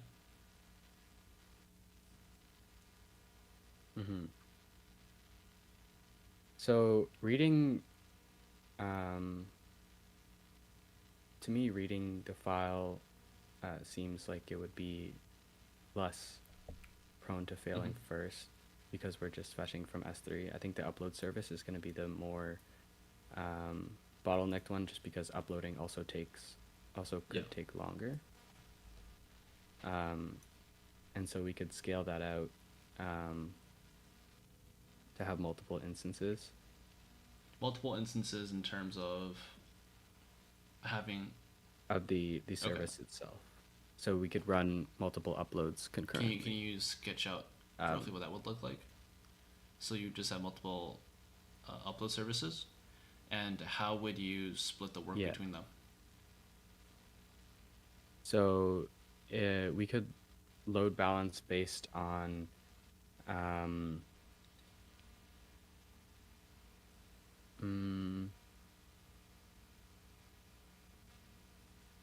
let's see.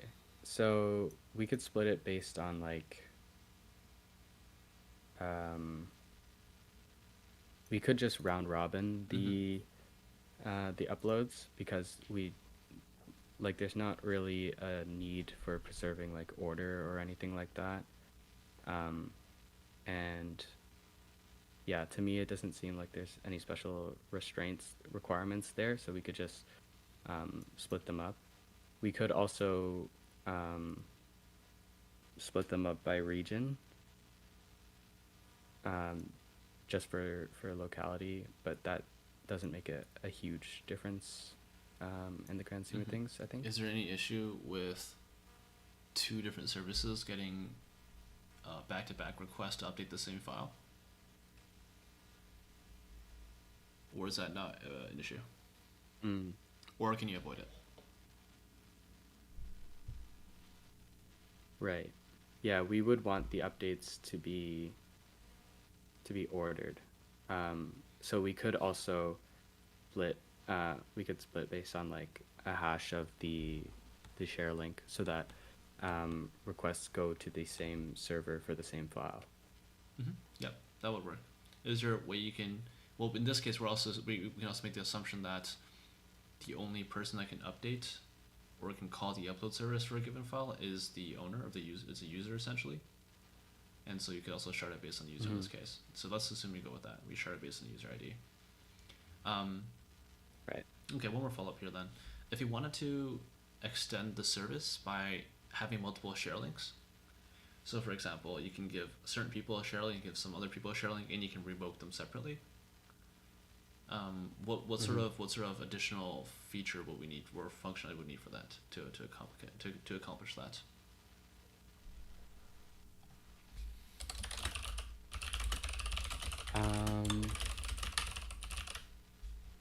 So we're gonna have different share links.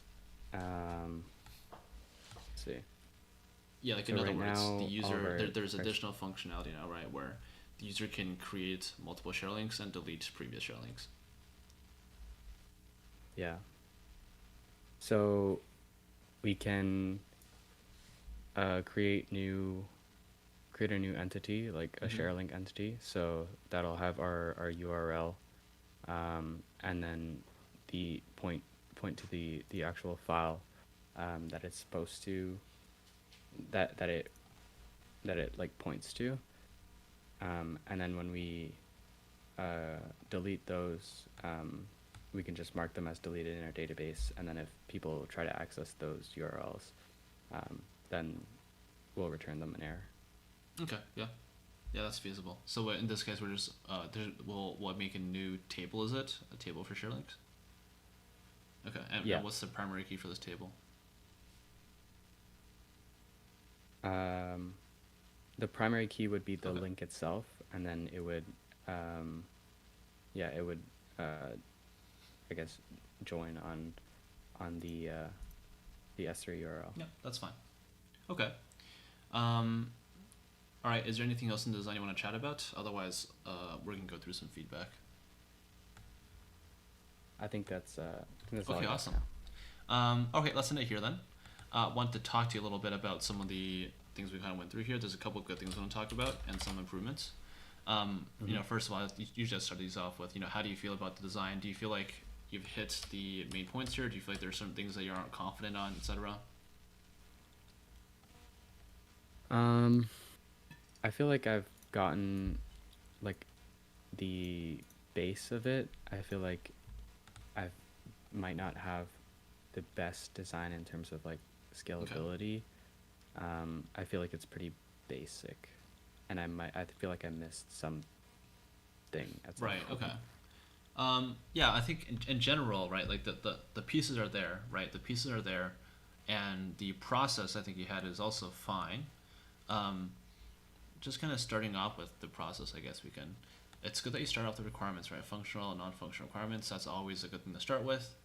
One thing I will say though is that it's generally a good idea to also include the performance numbers in the non-functional requirements, just to kind of solidify that ahead of time, right? Because in this case, right, I didn't give you some critical information such as the read-write ratio and some things like the read-write rate, which I guess is the same thing as the ratio and write rate, but like these are things that you kind of got to know beforehand to design your feature, right? Otherwise, you aren't really guided in what's going on here. So that should be part of your non-functional requirements, in general. So just keep that in mind. Entities wise, this is where it's good to kind of specify how you're thinking about the data, right? So these are, in one hand, these are also nodes, but you could also extend these to essentially be table schemas, right? So here you're using you think it's a document DB store, that's fine. No matter what store you're using, there's going to be a primary key, right? So it's good to think about which of these fields is going to be unique per item, and just kind of marking that out as such. This is essentially a good time for you to kind of check that with the interviewer to make sure you're aligned on your assumptions, right? So this is a good time for that. One thing I will say is that I did say that we had to have users here, but because you also said that you're not going to worry about security, this becomes less relevant. But for example, there are still some times where you want to, you still want to be careful about this, because, for example, in this case, every file is going to have a user, like an uploader. So even if you're not going through stuff like security, it's still good to indicate that you're aware of these things, and we're just skipping that kind of side. So if you're gonna make table schemas, like I know this isn't a schema, but like over here's a schema. You want to put in stuff such as like uploader here, or like user, something like that. Yeah. Otherwise, that might be counted as a miss because it's technically the design wouldn't work unless you had the right user, right? Because then anyone could write. So you have to have a way to do that, even if you're not explicitly writing the arrows. Get post put. These are fine. These are good. I will say that you should just writing the header is okay, but you should check with the interviewer if they also expect a shape. So for example, what query, what parameters, headers, like I said, what else you might need, because sometimes this part of the problem is substantial, and it's good to just check your assumption about whether or not we need to go into detail here, or if we can skip it and focus on something else, or if we need to come back, right? So even if you think it's easy, it's good to just check that with the interviewer, make sure you can move on. Just asking something like, oh, is this API definition okay? Do we need to go into more detail, etc., something like that. Okay. Yeah. What else do I have here? Okay, that's fine. Yeah. Okay, so the actual design itself. So this is one thing which I will say is that it's totally okay to just write out the components that you did initially. That's fine. That's good, right? One thing you do have to think about though is, in this thing, I had to so the first thing was you added a cache, right? You had a CD and I added a cache. Now, while that's usually a pretty good idea, that actually you did that before fulfilling all of the functional requirements. And as you notice, latency is not a requirement, right? So you started working on optimizations before all the functional requirements were actually met, or non-functional.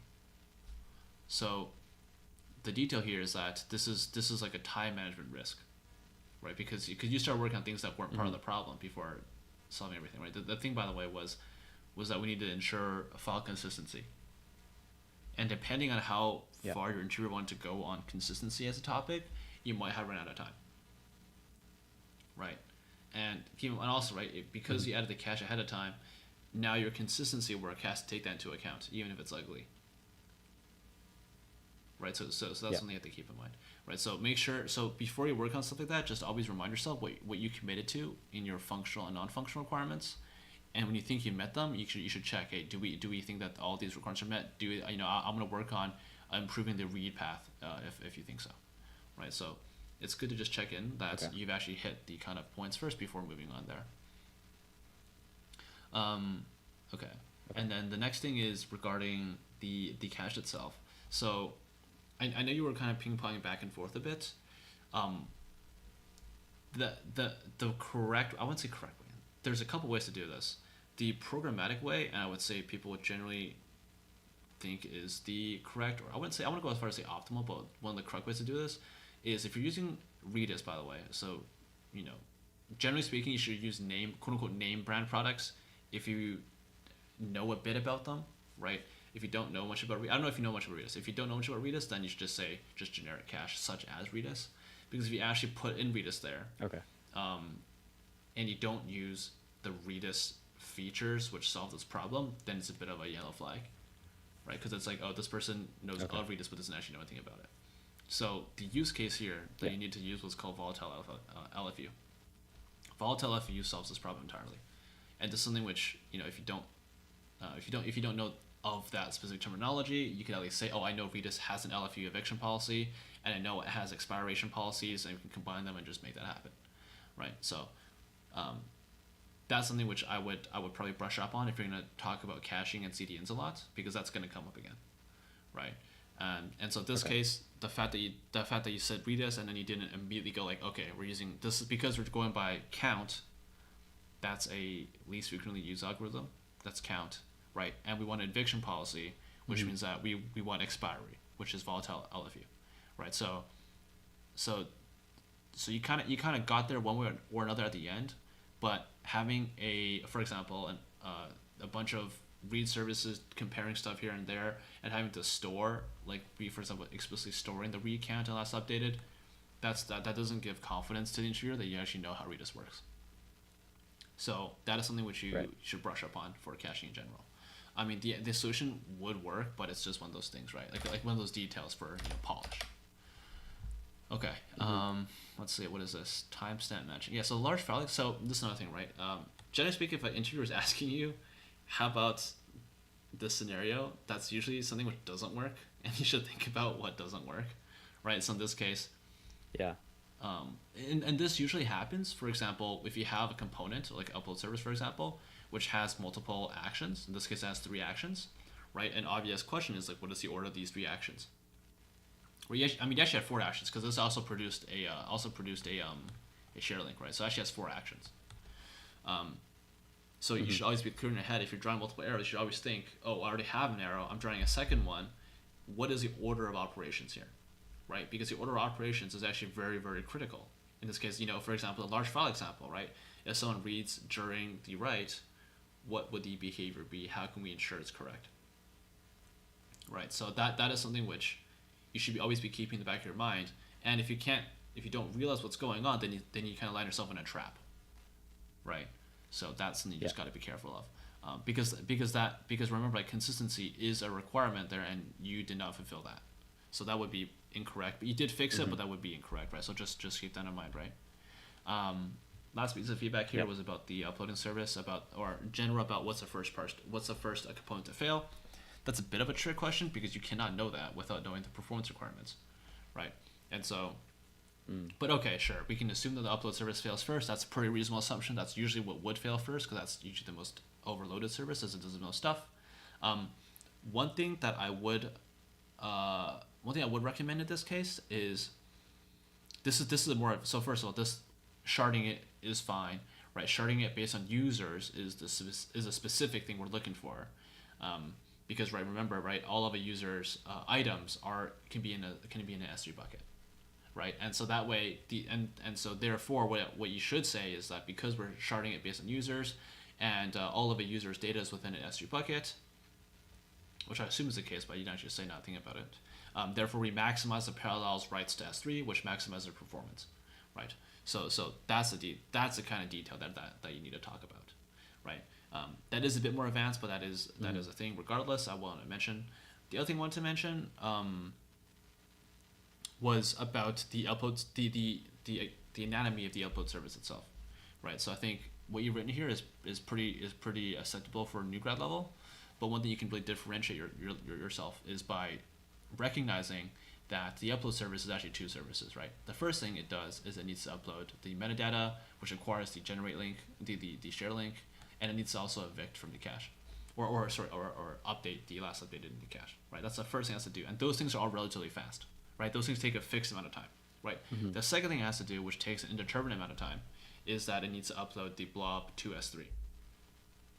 And so one thing you should be thinking about at this point is about separating the update metadata service and the upload service, because those 2 things actually do kind of different things at the end of the day, right? And so, for example, if I just sketch this out really quickly here, right? You can have an upload service here, and it passes off files to an upload service. Let me do this. Why can't I type? Yeah, I'll do this. Wait, why can't I type? Can I type over here? Oh, I can type here. I don't know why. That's kind of weird. Move it in. Yeah. Right. So this is one of those things where is a bit of a detail, but could help. Is that this way? Basically, the detail is that now we don't need to rely on right now we don't need to couple the updated metadata to uploading, because uploading is much more prone to failure, right? It's much more prone to being blocked on various things, right? This way you can see what's going on is that we can specifically where can I get a box? We can specifically scale this service way more, because this is the bottleneck, right? This is the bottleneck. Yeah. So that way we can use fewer servers, because we have to isolate the bottleneck thing to scale only that instead. That's the detail here, which will bring the design to the next level. I just want to be here. Okay, that brings us to about time. Were there any kind of questions you had in general about the process or about your question? No, I think this all makes a lot of sense. Okay, cool. Well, thanks for participating. I'll head out to the next candidate then. Thank you very much for joining. Take care. Take care. Thank you. Have a good one. Bye.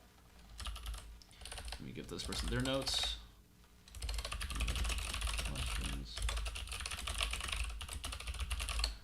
the next person, let's pull them in. So that's gonna be this person. Boom.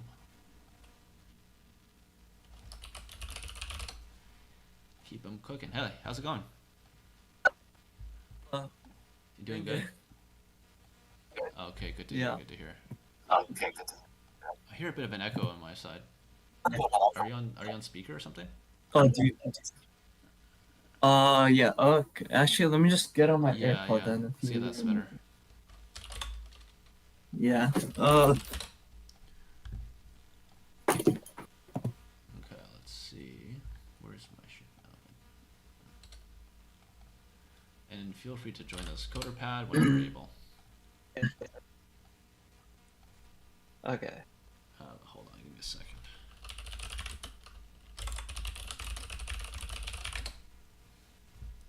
Okay, so I mean, how you doing? How are you feeling about today? Doing I'm good? good. Okay. You good? Yeah. I'm just currently just checking up on the stream, make sure everything's okay. I think we are.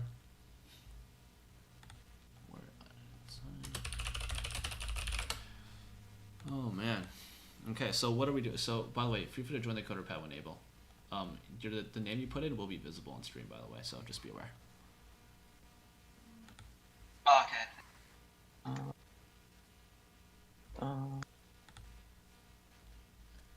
There you go. Okay. And now, Right now? yeah. Nice. Okay, what's your preferred language? For language, usually it's Python, but I should try using Java for my interview Oh, okay. tomorrow. What's the reason for that? I mean, It's basically more on Java side, so they're using okay, Java. cool, Yeah. cool. Oh my god, I just opened this huge ass project. Okay, hold on. Let's not do this one. Let's just Whoa, what is going let's on? just use a plain file instead. Yeah. I've been trying to explore using the projects for OOD, but I think the projects are a bit too projecty and they're a bit too big. So Oh, really? yeah. Oh, okay. Oh, so you're gonna go through all the files for all the Yeah, the yeah, I've done some of subclasses that. and Yeah, but I everything? realized that that's not really a skill, so it doesn't really matter. Okay, anyways, yeah, so Yeah. we can just go delete this. We don't need this stuff. Cool. So let's Okay. go into doing object-oriented design. Let me just quickly check my notes again, make sure. What do we say? Yeah, cool. Okay, so yeah, let's get right into it then. So let me read out the problem description, and then you can feel free to take notes, ask questions as you need, and pause me if I'm going too fast, or let me know if there's any concerns. Okay, great. Sounds So in good. this Yeah. problem, we're going to be designing a currency exchange. Okay, this would be a currency exchange. So we're going to model functionality such as adding currency to currency exchange rates. Okay, and these are one directional, so they're not bidirectional. Okay. And then these exchange rates are they can be whole numbers or they can be integers or floats, etc. So they can be any number, right? And then another functionality is that we want to be able to add money, right? Add money to this exchange, Currency exchange. and then Yeah, take money okay. out, or in other words, exchange money. So put money in and then get the exchange currency out. Okay, yeah, sounds good.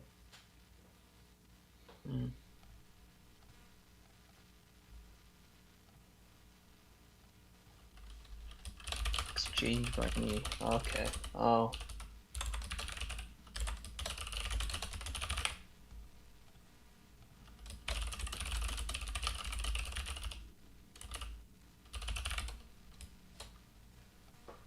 And it's only one directional? There. Okay, so it's not Yeah. So for example, if I say exchange.add CAD to USD, and I say the rate is I don't know what's the rate right now, like 0.7 or something, 0.8. That doesn't mean that you can convert USD to CAD for 1 divided by 0.8. Does that make sense? Yep. Yeah, okay, that makes sense. Yeah. Okay.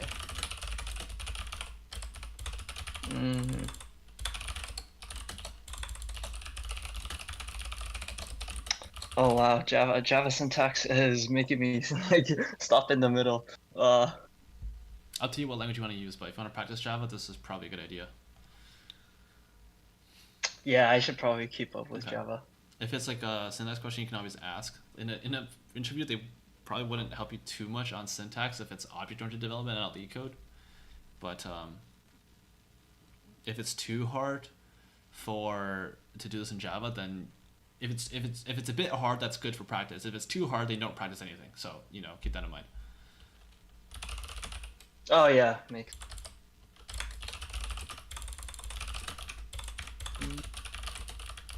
Okay, yeah. I guess for currency exchange, we can have a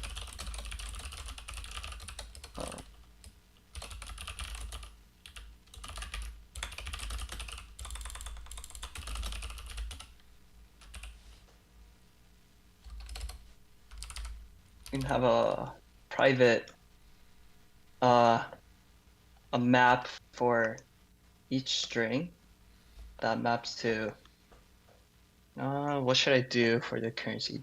I guess I could just use double for now. And then this map would hold all the exchange rates here. I don't know why that's red. Illegal modifier, only final. There's no is privates permitted. within functions. Oh. All right, yeah. And then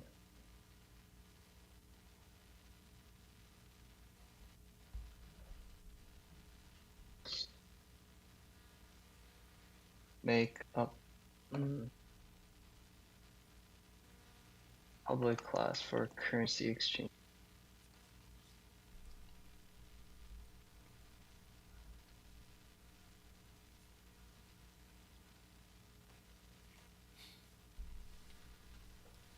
I forgot all Java syntax. Oh my. I'd probably put the currency exchange as a parent class, as like the overall parent class. Oh yeah, that's probably better. And then make a constructor where you initialize your stuff. Mm-hmm.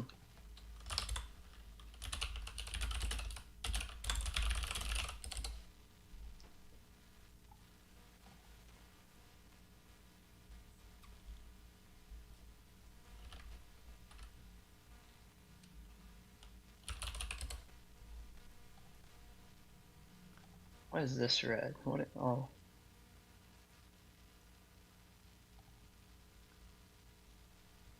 There you go. Okay. I don't think we need the main function anyways. Yeah, we don't need it right now, but we can use it for testing later, depending on what we get. Okay, yeah. So, oh my god. And then private. Wait, what happened? Oh, Fine. there. I just deleted the project. Okay. And make the. What should I call this? Exchange.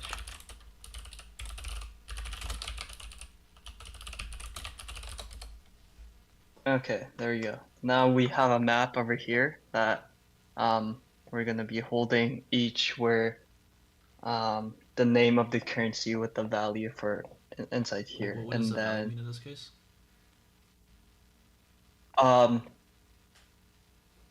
Like if you have USD, for example, it will just have one as a $1, and then if you have CAD, it will also be the value based on the USD over here. Right. Well, what if I don't put in USD as a currency? Then what will it be based on? Right. Wait.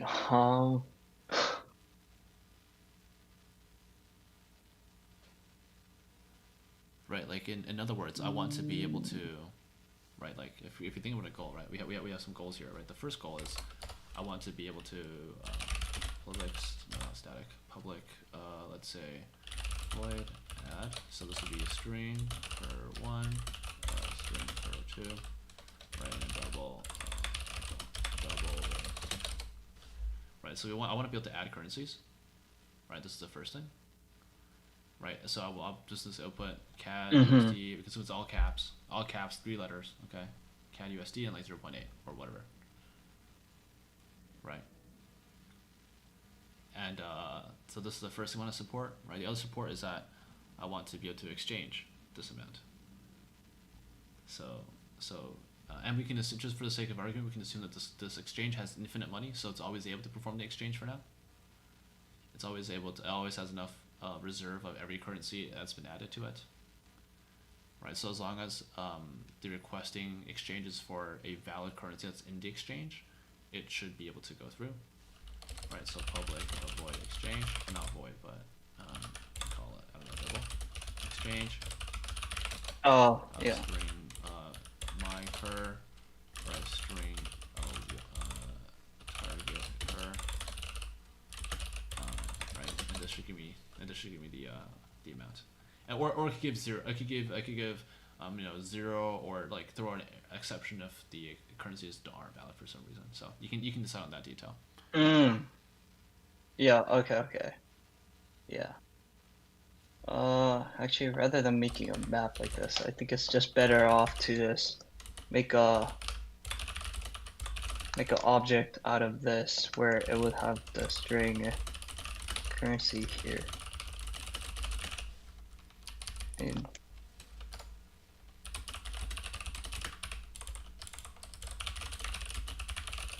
then make a constructor for currency and the rate. Wait, what is going on? Oh, it's the syntax. The name of the constructor has to match the name of the class. Oops. There we go. But this is the constructor, so we don't necessarily need to pass anything in. Oh. Oh wait, yeah.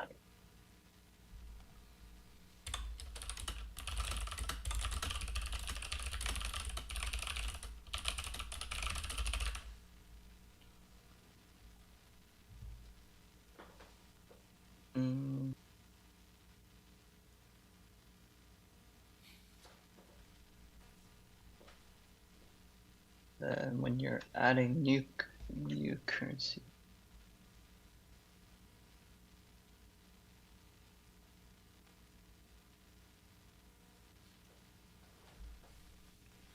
Where did my map go? Oh, right.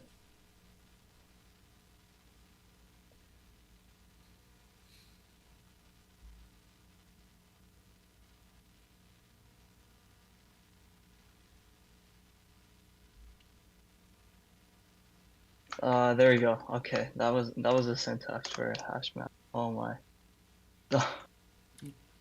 Oh. So over here, when we're adding, we can just is this add? Wait, this add function is for adding the currency, or is it? Oh.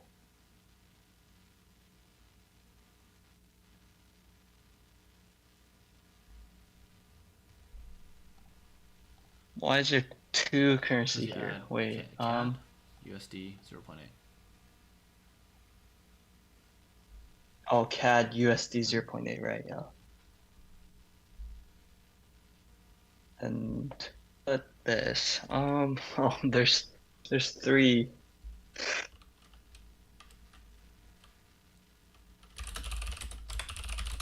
There's three what? 3 fields? 3 parameters, yeah. I was just thinking of, yeah, just putting in the just everything as USD, so that if it's put in as CAD, then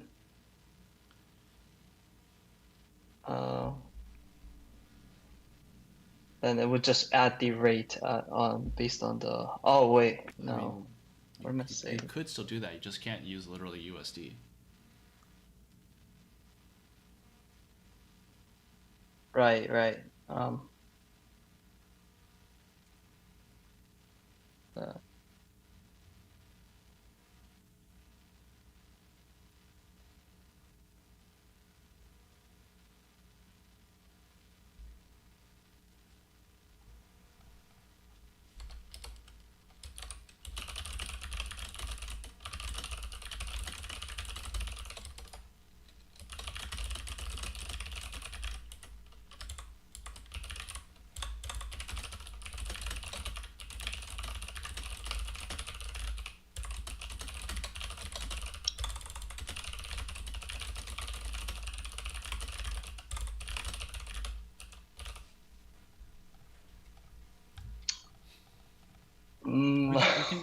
don't we lie. can proceed by assuming that the current. So we can assume that we're always adding something, right? The first currency, we'll Right. just say equals USD, right? Just say cur. It doesn't matter what it is. We can call it USD. Okay. If we assume that the currency, let's assume that cur 1 is USD, then what would you do?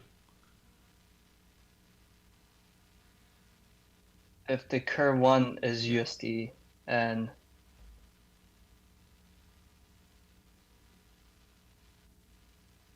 I will be converting USD to the currencies, the second currency, so that I can get the rate in that second currency value. Okay, so how would you do the math? Like, we can assume the first currency is USD for now. Oh yeah, then if it's USD, then you can just get the rate of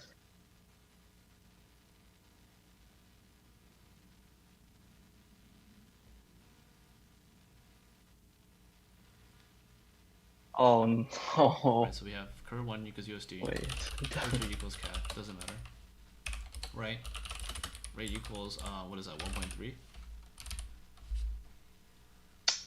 Something like that, yeah. But yeah. How do we get the syntax? Get it.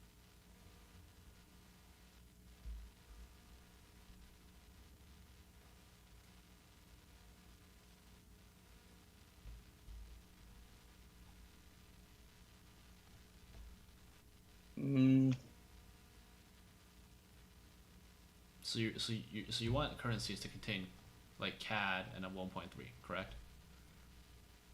Yeah. Then I can just put as this, but then the default for everything is just USD based on what is going on here. That like what I was trying to do at first, it was just like this. Oh well, that won't make sense. So Right, but you can still do this, right? But in this Yeah. case, you need to do a bit more math, yeah. right? So the first thing is, I would say the first thing we need to check is we need to check if USD has been added. Can you, how do you Yeah. do that check? You check if currencies dot not values. Oh.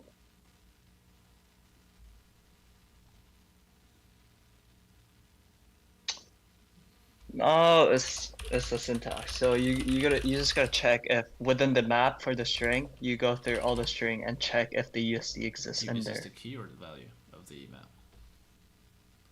That's the Yeah, so you do key. map dot contains key.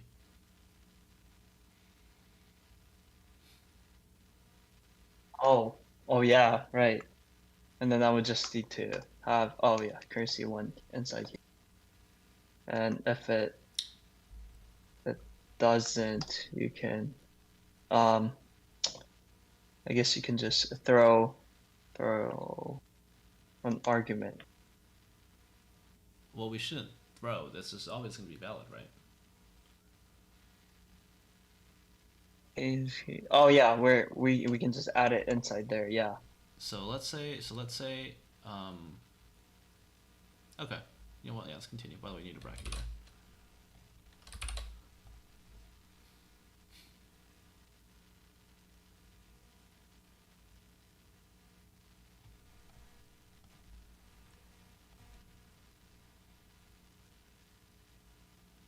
And yeah. So if it contains, let's keep it this way. If it contains USD, okay, what do we do? Yeah. Because keep Contains in mind, USD. right? Our goal for this function is to do this, right? Oh, what is it? What is that hotkey? This. Our goal is to do this, right? Right. This is the goal. Is to put two things in the currency map. Correct? Yeah. Okay. So Yeah. given that that's the goal, how do we determine these two numbers?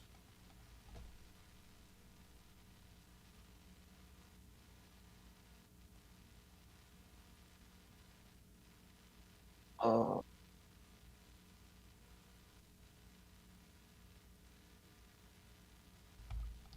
So let's say we have, let's say over here. So this is our map. Our map contain, let me do, sure, USD1, obviously, CAD 1.3, and then now let's say we have two inputs here. You have JPY, I don't know, it's 100 or something, and a euro, which is 0.9. Okay. So let's say, right, this is cur 1. And this is cur 2. Okay. I don't think I'm getting updated on my code. That's weird. Okay, let me go ahead and invite you again. I think CodePad refreshed for me for some reason. Let me know if you can rejoin that with this one.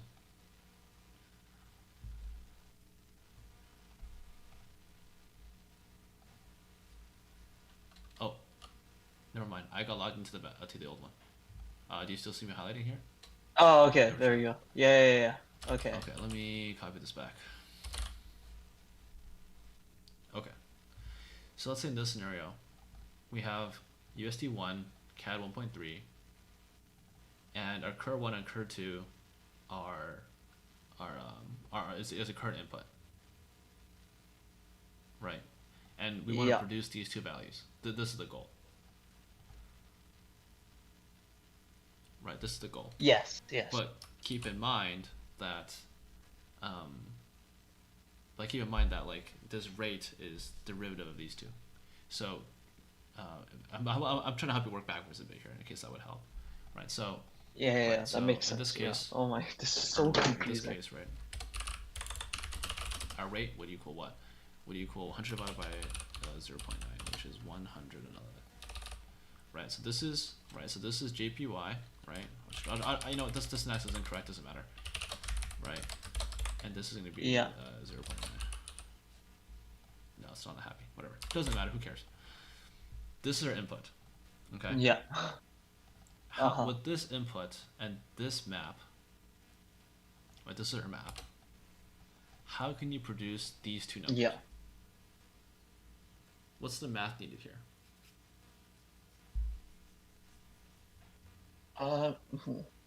First, we don't have the numbers for the JPY or the goal is to EUY. produce these two numbers. And you can put them in the map, right? That's the goal. Yeah.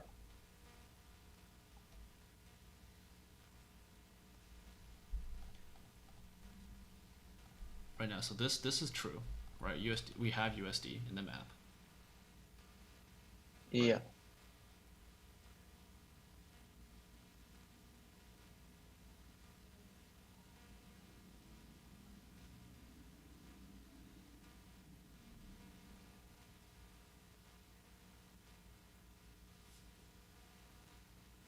Yeah. But if we're checking like currency 1, like the JPI, for example, then we don't have it. We don't have it. So we do have to put this inside our currency map. That's true. We have to put it in regardless if it contains it or not, though. Oh wait, yeah. Oh. Yeah. Okay, let's do it this way. I want to focus on a different problem, so let's simplify a bit. Okay. Let's add another function. Yeah. So public add currency, and this is gonna be string currency, and then let me think. Okay, and then be able to do a string.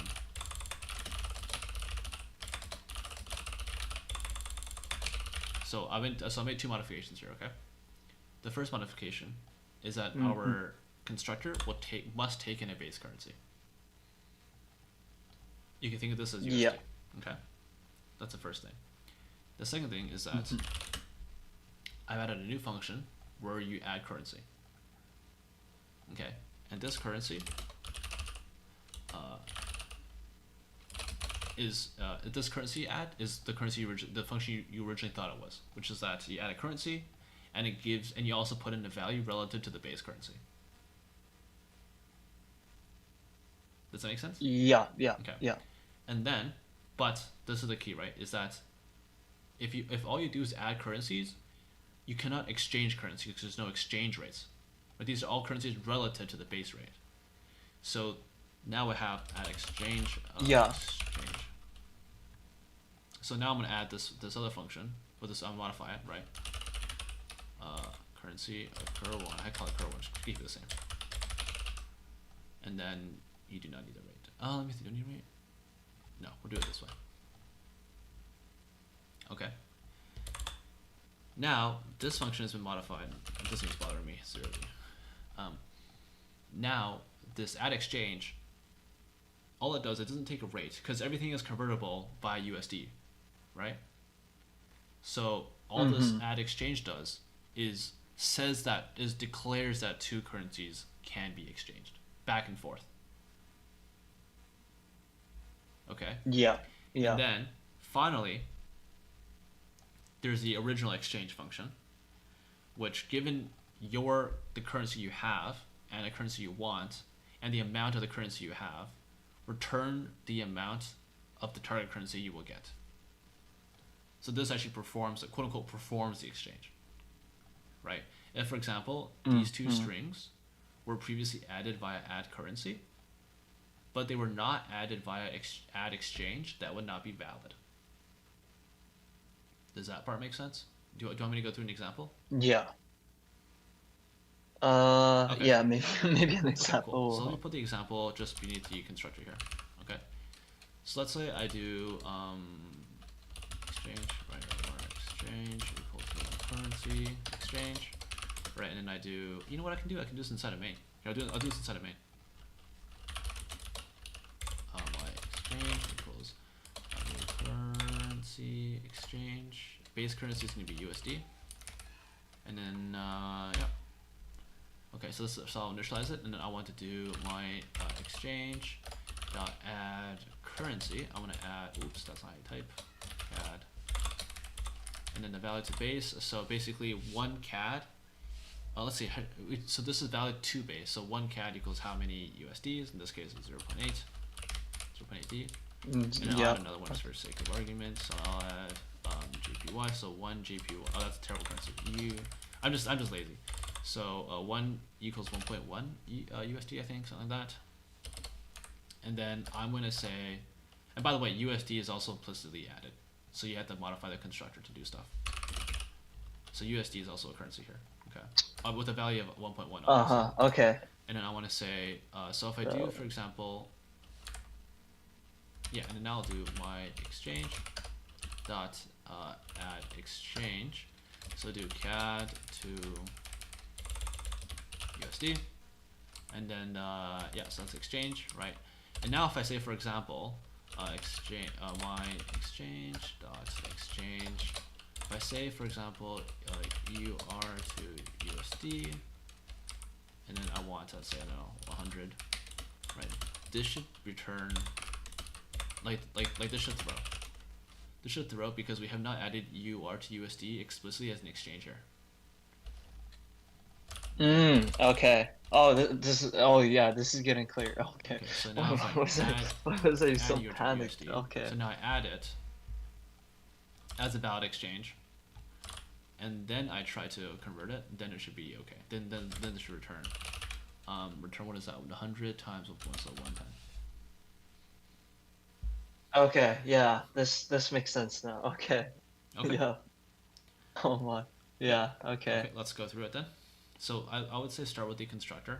So remember that USD becomes a valid, or not. It could be any currency, right? I wrote USD. It could be anything. So remember that this base currency is also a valid currency. Yeah. So a couple of things here. I think this is a fine way to start, right? So you don't think more. Oh, oops, my mouse is glitching. This currency is a pretty valid way to start. Remember that the base currency is a valid currency, so I would recommend putting that inside your currencies map. Oh, inside my constructor. Yeah, inside the constructor, because like this. Oh no. So make the declaration outside. So undo that. Yeah, Oh wait, make it and then just make it that's inside fine. Yeah, the that's like fine. But this. also be Okay. sure to add your base Yeah. currency to currencies. Right? Yeah, okay. So I can do currencies. The put and first the string can be the base currency here. For example, that would be USD, and then the value would just be 1.0 since that's our base case. But since this is not what we want, we can do. Well, this is a double. There's no new here. Oh, just Yeah, that's 1.0. right. Yeah. There you go. Nice. Okay. Yeah. Let's go to the So let's implement the next one then. Okay. Now to add a new currency, then that would be currency dot put, and then you can just put the new currency with the value to base within the currency. There you go. I keep doing Control Yeah, S. My that's fine. bad. It doesn't matter. Okay. Yeah. Okay, Mhm. that works. Yeah. What's next?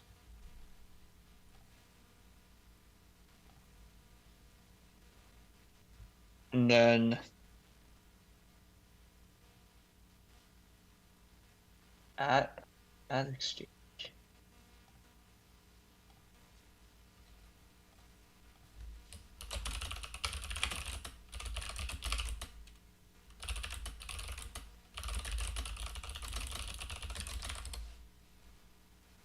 Mm, So this one you wait. might need a new map for, right? Because these are different types than what you have in currencies.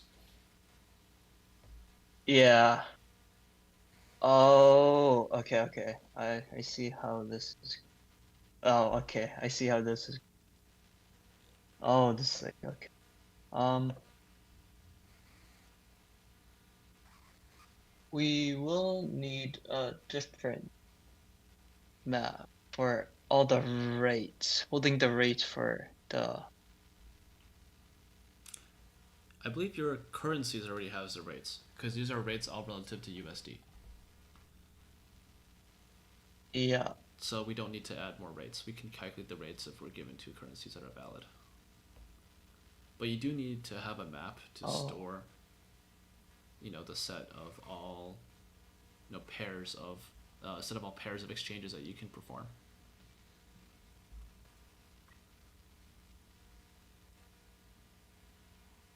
What was it? Was it this one?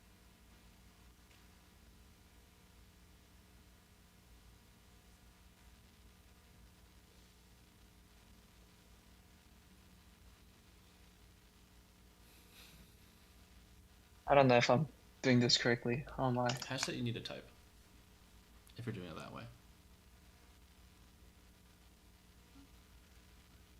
We need to type. Oh, was it hashtag? What was the one that can hold in pairs with? There should be a pair type. I'm not sure if it's imported here. You can assume it exists though. That's fine.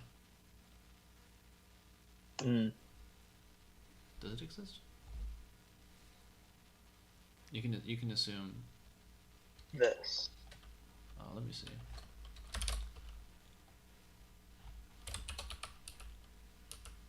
Oh, it doesn't have pair. Well, you know what? You can assume this exists. That's fine. I'm not focusing on that. Okay. Oh. Great.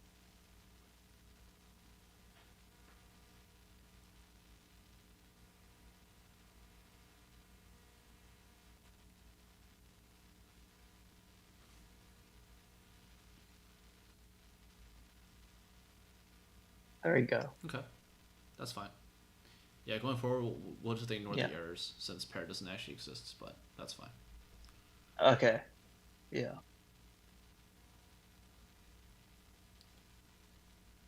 And then, yeah, exchange would just first check if the if pairs of exchange dot contains. Whoa, what is going? The currency and the target currency here. If it doesn't contain it, we can as you said with the example over here, since it doesn't, we can just throw what was it? Illegal no, not accessory. Legal argument exception. Yeah, this one. A legal argument exception saying that your pairs of exchange doesn't exist or something like that. Yeah, and then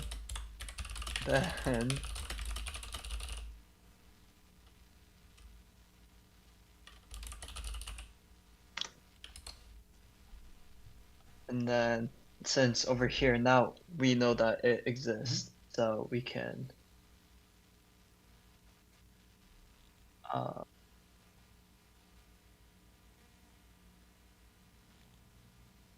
to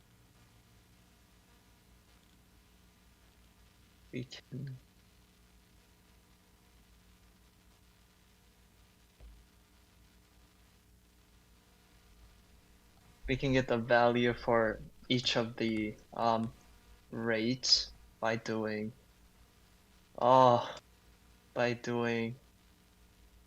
currencies dot get that, and we get the value for the for example the EUR. Then we can do the same thing for the second one like that, so we get the so it's like rate. Yeah. Okay. So Wait, am I doing this right? these rates, like what, like how one of these, how many USD you get from one of these currencies, right? Yeah.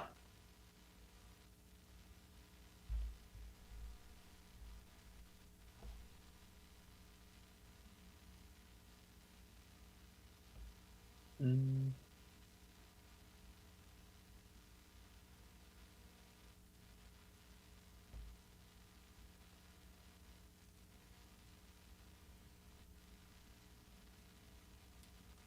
What are we thinking about here? I'm trying to see how I calculate to get the 110 Okay. here. It's just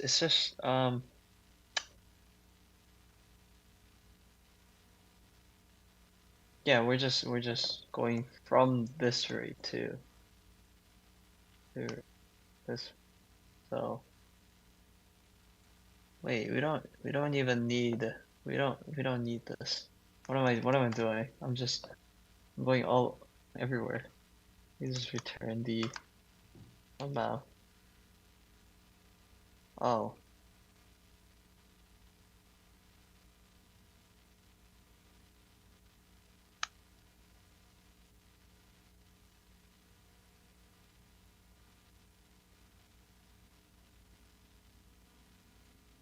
Okay. Yeah, there you go. Now, yeah, we're just changing the rate of the what we have, and then we're dividing it based on what rate we want, and we're returning it. Okay. Yeah. One thing I wanted to ask about this one, I mean, so we will be running the test. It's not a big deal. One thing I want to ask about this one is how we're storing the pairs of exchanges, right? Because for example, right now, if we were to add in, for example, CAD to USD, we add in CAD to EUR, CAD to JPY, that would add a new pair for everything related to a certain currency, right? Is there a way we can be a bit more efficient with that?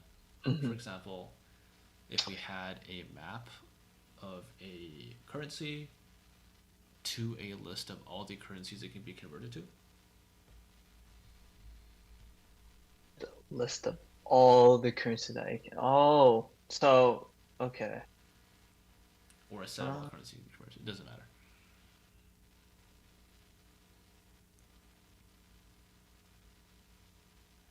Oh, so rather than just having pairs for each, we just have one thing that maps to all of them, all the ones that already maps to that can already match to that one.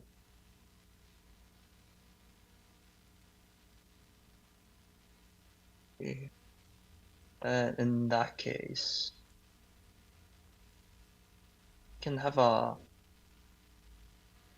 we can make a hash map for that case where whenever we're adding one new currency, Yeah. we can when we're adding the pairs for the exchange, we can just we can put it both sides. So when since we have a hash map for it, then for currency 1, we can do currency 1 for the first value dot put currency 2, and then for currency 2 we can put currency 1 for it. So whenever we print out a list of all the values for currency 1, it would give all the of the list, yeah. Then it would be not string to string, it would be string to list of string. So we don't need a pair here anymore, right? We can just get rid of that. Yeah, there you go. Yeah. Oh, what's Okay. going on? Yeah, Okay. Yeah, this will work. We should initialize this map though in the constructor probably. Oh yeah, yeah. Just do this new. And then the add exchange, this will be different in terms of you can do add exchange dot add where Will it be put, right? Put for maps. we will be putting it wait, I'm not. Yeah, we're adding currency 2 for currency 1. So okay, over here we have currency 1, and then we're gonna be doing no. I think I should make this better. List of currency 1. Then we can do. Okay, I like this. Actually, no, wait. Like we yeah. want to get the list of target values that corresponds to the currency 1, right? So how do we get that? Yeah. Values? Yeah, there you go. For currency 1. That gives you all of the values for the map. I think we're looking for dot get. Oh.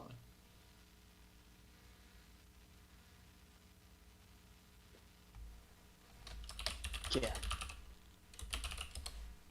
Oh. It's just get, yeah. Oh, it's just get. Okay. Oh yeah. Oh yeah. Okay, so then, keep in mind though, right, that this might return a null list because currency 1 might not have been added, or it would not have been. It doesn't have exist in a pair of exchange yet, so it might be null. Right. So we can.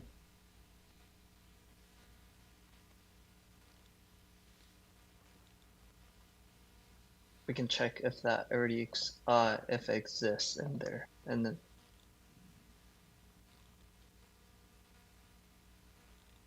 should be contains key.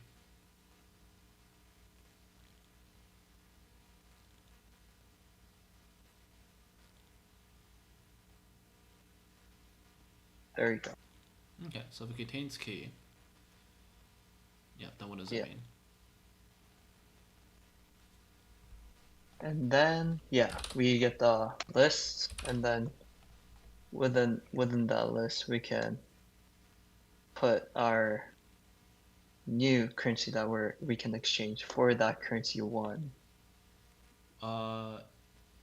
This is instance of the list. So you're looking for add or append.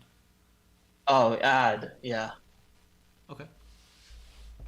And then what if it doesn't exist in pairs of exchange? What if it doesn't exist? Yeah, if it's the first time we're adding this key to the map.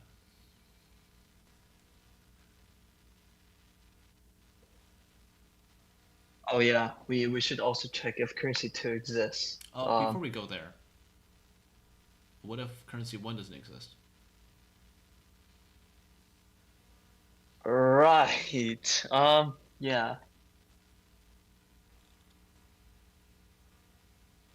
Then we're gonna check the currencies map as well from there to check if it exists from there. Yeah. We can just use the else block here, right? So if the key doesn't exist, that means we need to make a new list because the list is null. Can you make a new list? Yeah.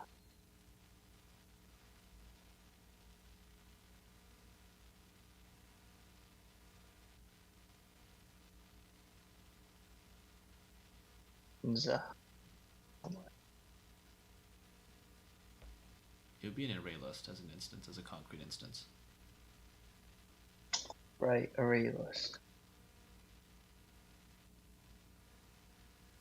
Yep. And then you need to add what to this list? I'll need to add the currency 2 for this list since that's what Yep. we're trying to do for the uppercase as well. Yeah. Yep. Anything else? And then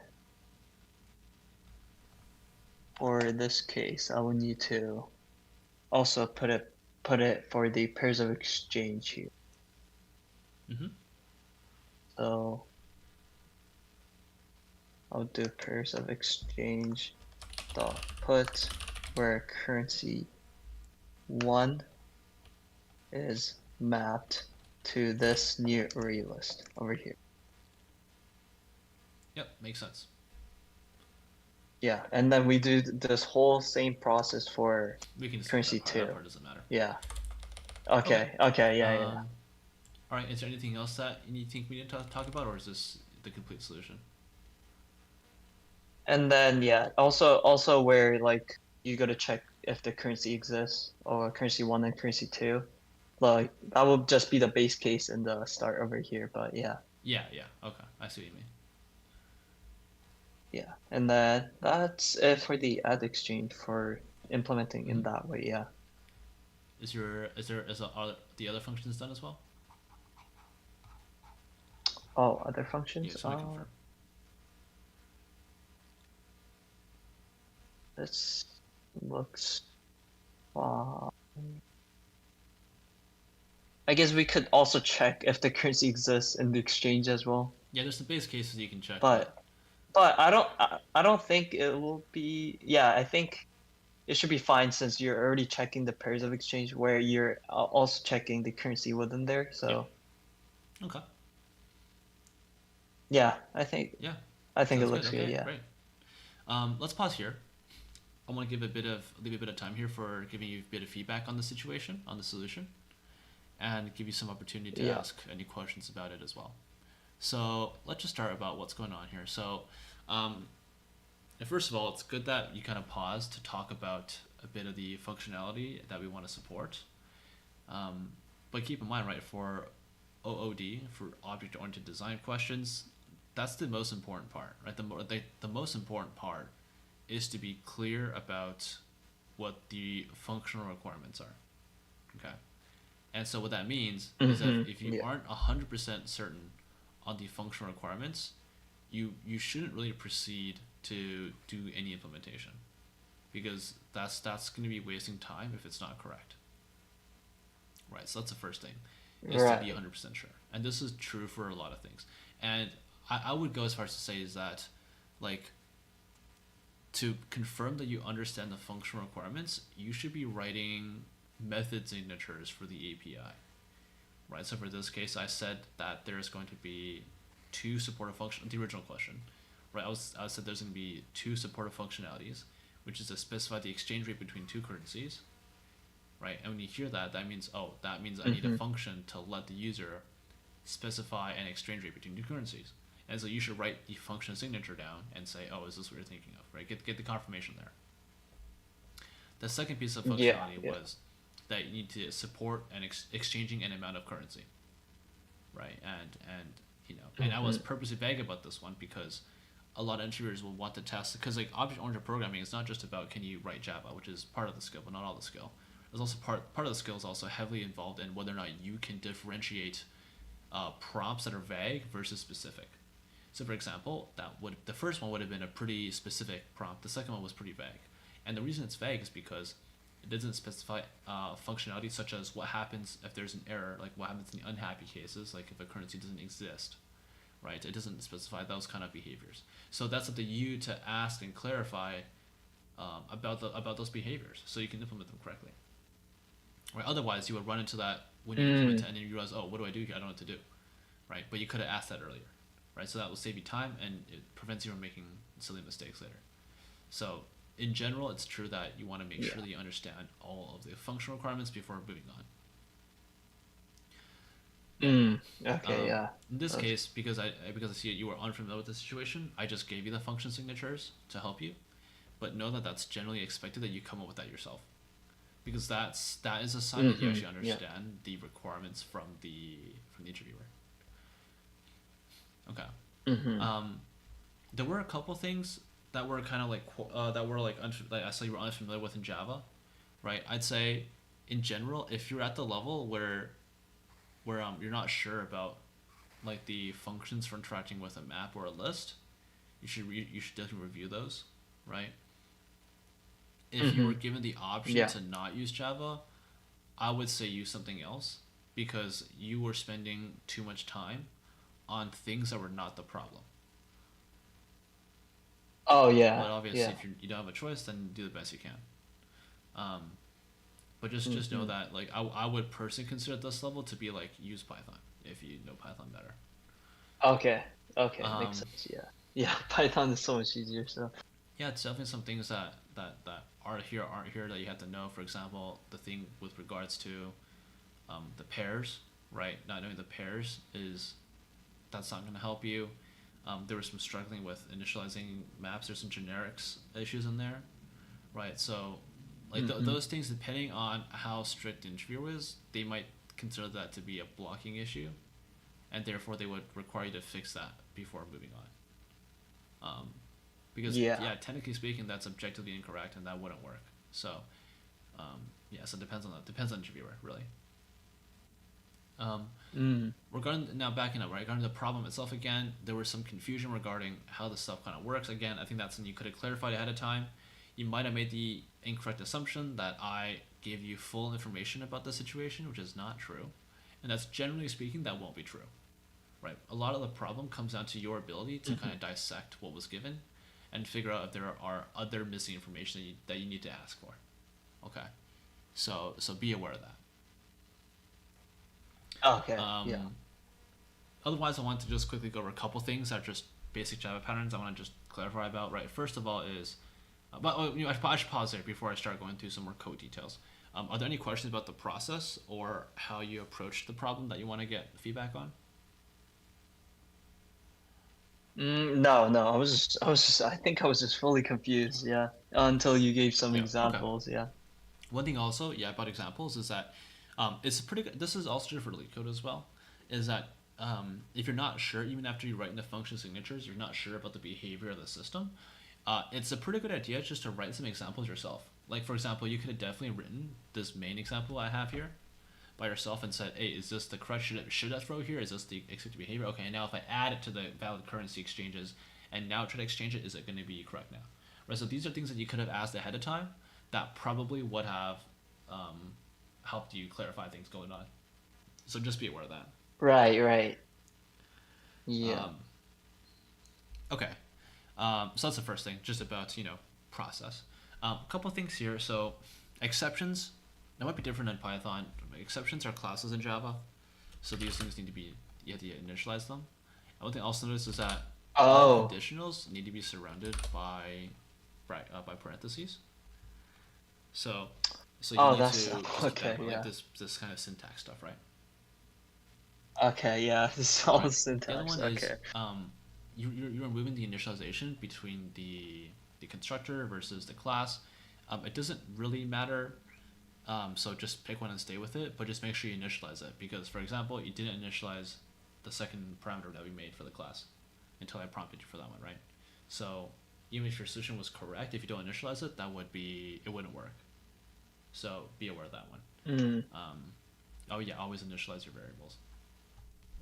Okay, last thing I'll say just about general code style is with regards to hash maps, right? So I'm sure if you do Python a lot, you're probably familiar with the default dict, right? So you might have like what do you have, like this case you'll have pair, Right. Yeah. pairs equals default dict, and you would have a set, or no, sorry, you have a list in this case. I'm just modeling exactly what we have here. Okay, so this is what you would have. Oh, yeah. It's the same thing in Java, but a bit different. So you would do. So let me just comment this out and just write some more comments here. So to emulate this behavior, just to confirm, are you familiar with the default dict in Python?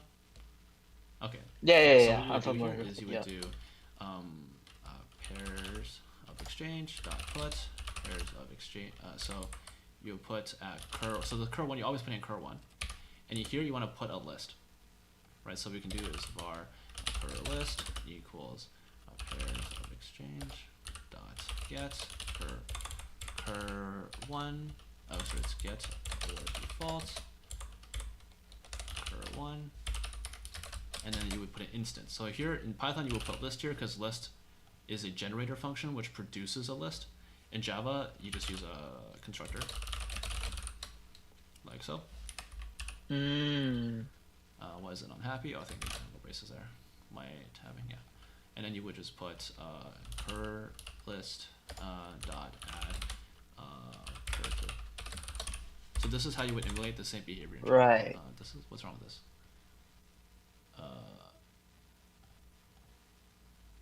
Cur list dot add. Whoops. Yeah. Oh, you put just cur list. Because cur list dot add returns void. There's a couple more elegant ways to do this, but this is, I think, at the basic level, this is the easiest way to kind of think about it. Is there's this get or default function which does the exact same thing. Yeah, that makes sense. Since Yeah. So Okay. it gets the value corresponding to cur1. If it doesn't exist, the default value is a new array list, which is the same thing as what default dict does, right? So Yeah. so That's a really good just way. this little tip for you, very useful. And one more thing I'll say, the very last thing, because I just remembered this came into mind, is the second type you specify for this is list, which is fine, but if you thought about it for a bit more, I think you could have realized that could be a set instead, right? And a set would be slightly more efficient than a list. So yeah, a couple more details on the end here, but I think in general, what needs to improve the most is just thinking about the process a bit more, and always be questioning the interviewer to make sure that you understand the problem fully. And don't be afraid to write tests, or in this case, just the sample use case program I did in main, right? Don't be afraid to write that to make sure that you and the interviewer are aligned. Because a risk is always that you think you understand, but you understand it differently than the interviewer, and then it's not correct, right? So it's generally worth the time to, if you're confused, that is. If it's not confused, then it's fine. If you are confused, then I would say it's generally worth the time to write the example program. Because it took me like 1 minute. It might take you like 3 or 4 minutes, but that's a good use of time if it saves you more than that amount of time later on, right? So that's just a tip for you on the bad. Okay, thank you. Oh wow. Oh, these are some great tips. Cool. Any other questions before we move on? Before I end it here? No questions yet. It looks like you covered almost everything what I wanted to ask. Thank you. Okay, well, yeah, thanks for your time. Thanks for participating. Take care. Oh yeah, thank you so much. Okay, No worries. thank you. Bye-bye. Bye. Great. Oh, I see a question in the chat. Do we always throw exceptions in OD? Always? No, not always. But generally speaking, if the user gives an invalid input, which is typically allowed, right? Users can't be perfect. Then you have to give something reasonable as a return value. Sometimes the default value is okay, like 0 or null or empty string. Other times, if it's like critically bad, then you want to throw an exception, right? In this case, right, where we're doing this currency exchange, if the user is trying to exchange currencies between two currencies and it's not valid, and they're actually giving you a certain amount of money, I think in this case it actually makes sense to throw the illegal argument exception, because your arguments are not valid. Like, these are not valid currencies that you can use. So yeah, it depends. Not always, right? Not always, but yeah, it's not unusual, I would say. For the Python one, can't we just for Python ones, can we for the Python one, we can't just do pairs equals that? Yeah, you can. So that would be a dictionary as well, right? The only difference is that if you're using a regular dictionary in Python, you would have to check if a key exists, and then if a key doesn't exist, then you do the same thing, right? The default dict in Python is what I was trying to compare this to, because if the candidate here who was familiar with Python was doing this problem in Python, they would have used a default dict, which is pretty natural. And then, and I was just showing them how you can emulate similar behavior in Java with the get or default function for a map. So, can you use a pairs equals regular dictionary in Python? Yeah, you can. I mean, Python's a Turing complete language. You can do whatever you want. But I'm just saying that the programmatic way, right, the Pythonic way, as they call it there. Would a tuple be better? Not necessarily. It depends. We originally had a pair, right? A pair in Java is basically a tuple. The reason that I was saying that the tuple is not efficient is because you're storing twice as much memory. You're using twice as memory to always be storing the from currency, when instead you can just store the from currency once and then store a set of all the to currencies, right? So you save half the memory there. So that's why I suggested it in the first place, and also because it's a pretty easy modification to make. But yeah, you could use tuples. It's not a big deal. And lastly, what happens if you don't know the exception names? There's two things you can do. The first thing is that, generally speaking, it's, first of all, obviously, yeah, it's good to know the common exception names in your language, right? Those are just always good to know, because if you don't know them, do you really program that language, right? That's the kind of question people will ask. But to answer the question, what happens if you don't know? In languages like Java, exceptions are classes that eventually extend one of the base exceptions, such as checked exception, runtime exception, etc. So you would just define your own exception. You would just like, okay, I'll define my exception, which happens in this case, and I'll just throw it, right? That's less good than using the existing Java exception, if it exists at its use case. But yeah, you can just, in Java, you can just make your own exceptions.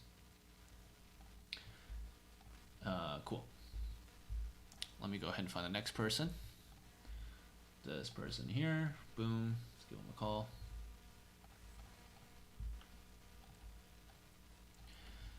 Hello.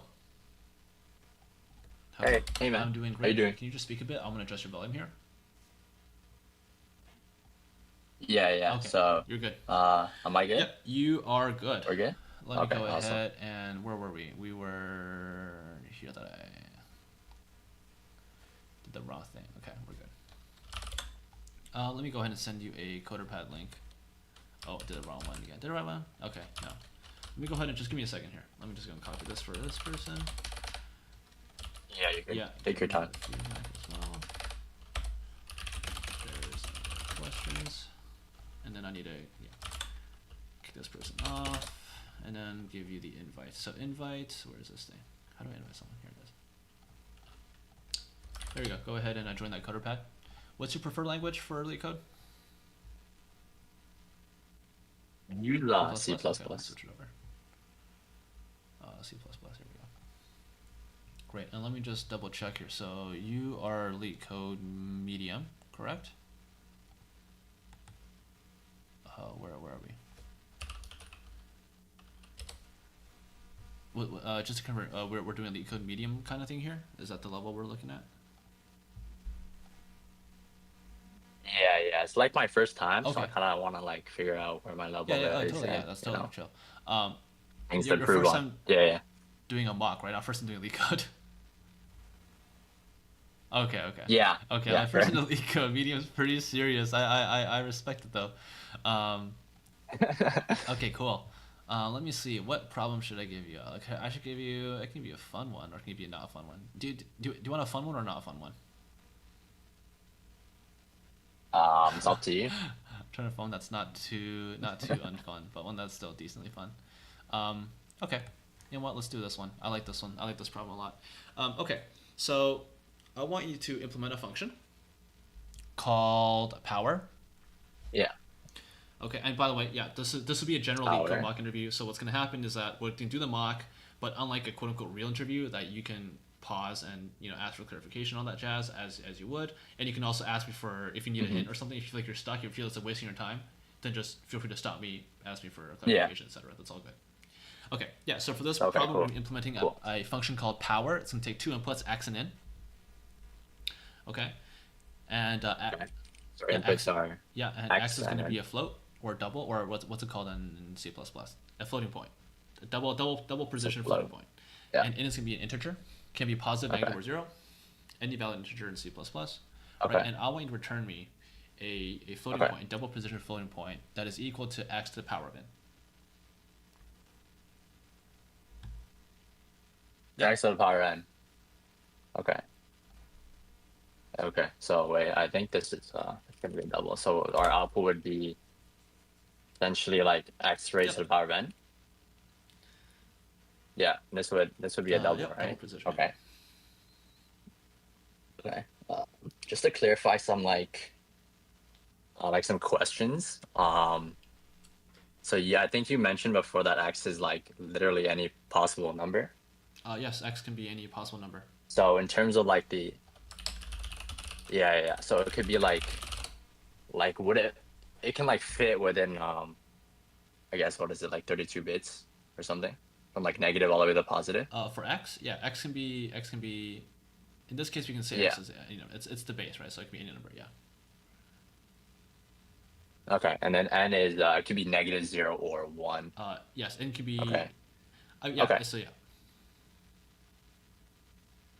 Okay, so Also Okay, the cool. full integer range.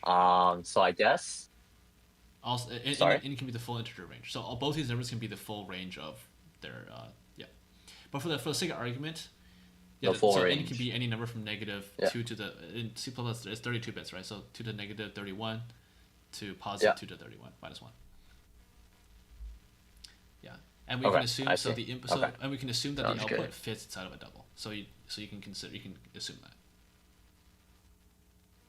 Okay, cool, awesome. Okay, so I think right away what I'm thinking is we can do this I guess recursively based on a couple of like decisions we can make depending on whether like n is like a negative or positive.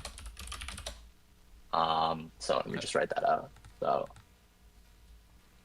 I don't really know the format to do it, but I guess so let's say n, or like case 1, right? If like case 1 is if n is 0, right? Then our output would just be 0, right? If I remember correctly. And then if for case 2, if n is positive, then we can just do x to the power of n. If n equals 0, the power equals 0, then it should equal 1. Or is it 1? It should be 1. Yes. Is it should 1? be I think it's 1, right? Yeah. Yeah, like 2 power, 1, 1, 1. And then case 3 is if n is a negative number, so if powers are a negative number, then it would be 1 divided by x to the power of n, right? 1 divided by x. Yes. So I think we can like split it. Yeah. So I think we can like split it into these 3 cases. Okay. And then we can have like some kind of recursive like function to compute x to the power of n. Okay. Right? Yeah, we can. I mean, you need to go into more detail, but that's a good start. Yeah. And then in terms of how we would do x to the power of n is I think as we're, so I guess at each step, so let's just have like an example, right? So let's say like 2 to the power of like 4 or something, right? It's really just 2 times 2 times 2 times 2 4 times, right? Yeah. And then the way we can break it down recursively is it's really just like 2 times 2 to the power of 3, right? And this is essentially like that recursive call we're making. And then we can break this 2 to the power of 3 down recursive as well. So it becomes 2 to the power of 2 to the 2, and then so on, right? And then we get to this last step. So I think we can like start from there. Yeah, Does that kind of make Let's do it. sense? Okay. Okay. Awesome. Okay. So our function signature would be, we're gonna take a double, and then an int n, and then if so once again, if n is 0, then we can just return 1. If it's positive, then we can return. So we're gonna have a recursive function called power, like that. And it's gonna be like that. And then otherwise, if it's negative, we can return 1 over this. And it would be negative n, because we want to flip it to positive. Does that kind of make sense? Yep. One thing I want to ask is, Mm-hmm. which I don't think, I'm not sure if you said explicitly, does the sign of the x matter? Not saying it does, I'm just wanting to be specific about that one. The sign of the x. Yeah, like the positive, negative. Yeah, it should matter, actually. Yeah, it should matter, because if we're doing like negative 2 to the power of 2, then that would become positive, right? But if our exponent is what do you call, odd, then I'll keep like the original exponent or the original sign. That's true. Yeah. Does your implementation respect that, or are we gonna look at that later? I think maybe we could like implement that into our like recursive function. Okay. Yeah. Just as long as you considered it, that's good. Yeah. Or we'll consider it later. Yeah, I sure. think at the end That's or something. So our power function would have once again double x. Let's write our base case. Our base case is if n is 0, right? So if n is 0, then we can just return 1 because we're multiplying. Because I think eventually like this 2 to the power of 1 and then 2 to the power of 0, we would multiply this by 1 at the end, right? So I think that's our base case. And then for the case that and then isn't our recursive call, wouldn't that be like let's say our res would be x, and then we would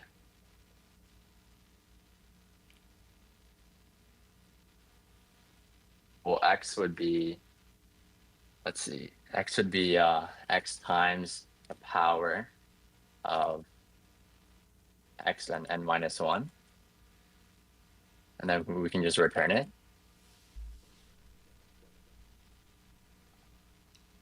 Okay.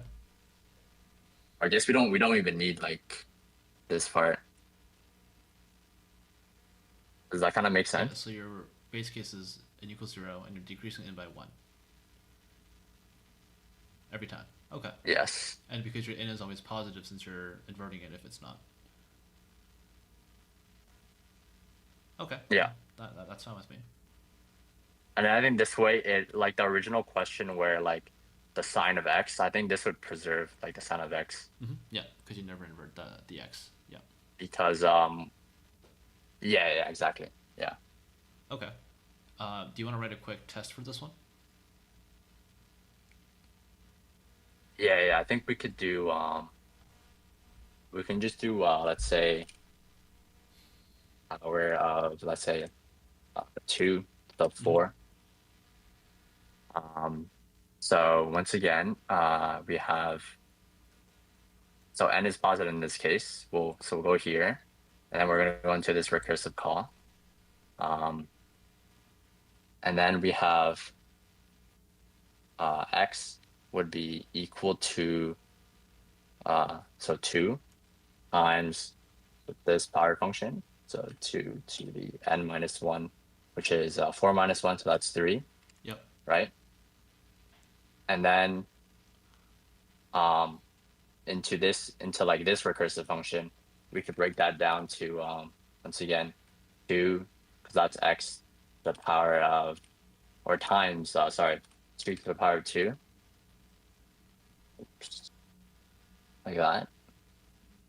And then we kind of keep on going until we get to this would be 2 times 2 to the power of 1. Right? And then there's going to be one more call, which we'll get to 2 to the power of 0. And then this evaluates to 1, or yeah, because that's our base case. And then we'll get what? 16 here. Let's talk a little bit about the Yeah. time and space complexity for the solution. Yeah. Okay. In terms of I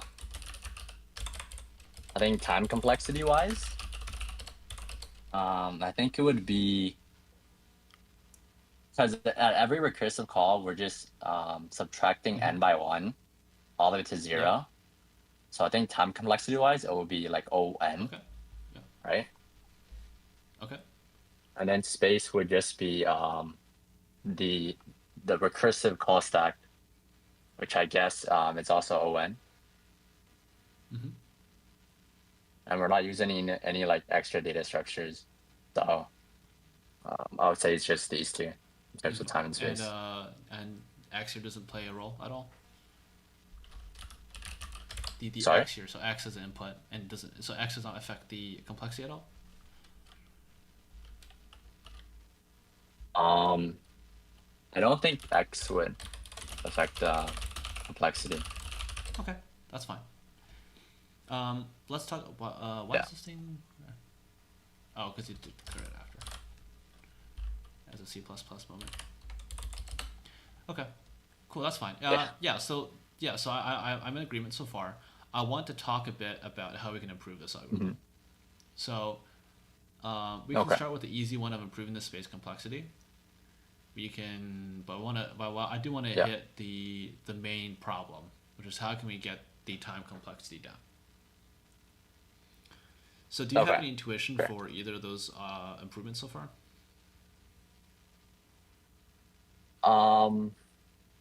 In terms of, so you said that the main one would be The time, goal is to right? In reduce this the time complexity situation. But there is a pretty easy optimization you can make for space right off the bat, but that's not the bulk of the problem. Okay, sure. I think for time is, because it seems like as I write out like our execution up here, there seems to be like some repeated work, right? What kind of work? Because I could see like how, because notice how we're kind of just multiplying 2 like a bunch of times. That's right? all. So I think that's all exponents, right? Yeah. I think that, instead of actually like decreasing or decrementing n at every like recursive call, I think we could I'm trying to think of how to like express this. I think like there's something we can do to like decrease it by like a bigger amount. Like, do you get what I'm kind of saying? That's the only way to decrease the time complexity, right? If you if you decrease it by, so I think if you decreased n by a fixed number such as 1 every iteration, then you have O of n time complexity, right? So you need to do better than exactly. a fixed number. Okay. So I guess the only other like operation we can use to cut down on n would be like dividing n, I guess. Right? That's one of the ways you can do it, not the only way. Yeah. So not the only one. Also log. Okay, well that also decreases. Oh yeah, there's also log, but I think in the context of like we're doing powers, I think if we let's say if we like let's take the example of like 2 to the power 4, right?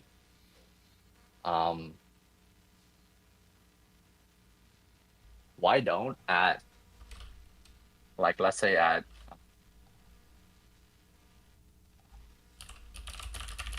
or let's say let's do 5 to make it like bigger.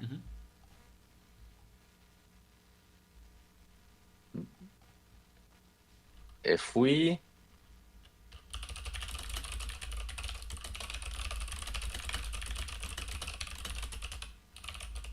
okay, hold on. So back to 4, or let's say like 8, something bigger. This is equivalent of let's say 2 to the power of 4 times 2 to the power 4, right? Or sorry, times like that, right? For 8, yeah. So I think those are like exponent rules, Yep. right? So if we cut down, No, sorry. it's good. Yeah. Okay, so we actually cut down our like our exponent by a half, right? That just means we're multiplying like these two together. Yeah. And I think there's something there. I feel like so I think we can like break it down like this, right? And then similarly for 2 to the power 4, we can also break that down into like 2 to the power of 2 times 2 to the power of 2, right? And then of course the same thing would occur for like this 4 right here. Yeah. Right? And then, I think that like that kind of cuts down on like the time complexity. And what's the base case? The base case? Yeah, so when do you stop? I think the base case would still remain. Yeah, I think the base case would still remain is when what do you call, when n is 0, right? Oh, but if we go down one more level, we get 1 here, right? So I think then how will we get from like 1 to 0? So let's see.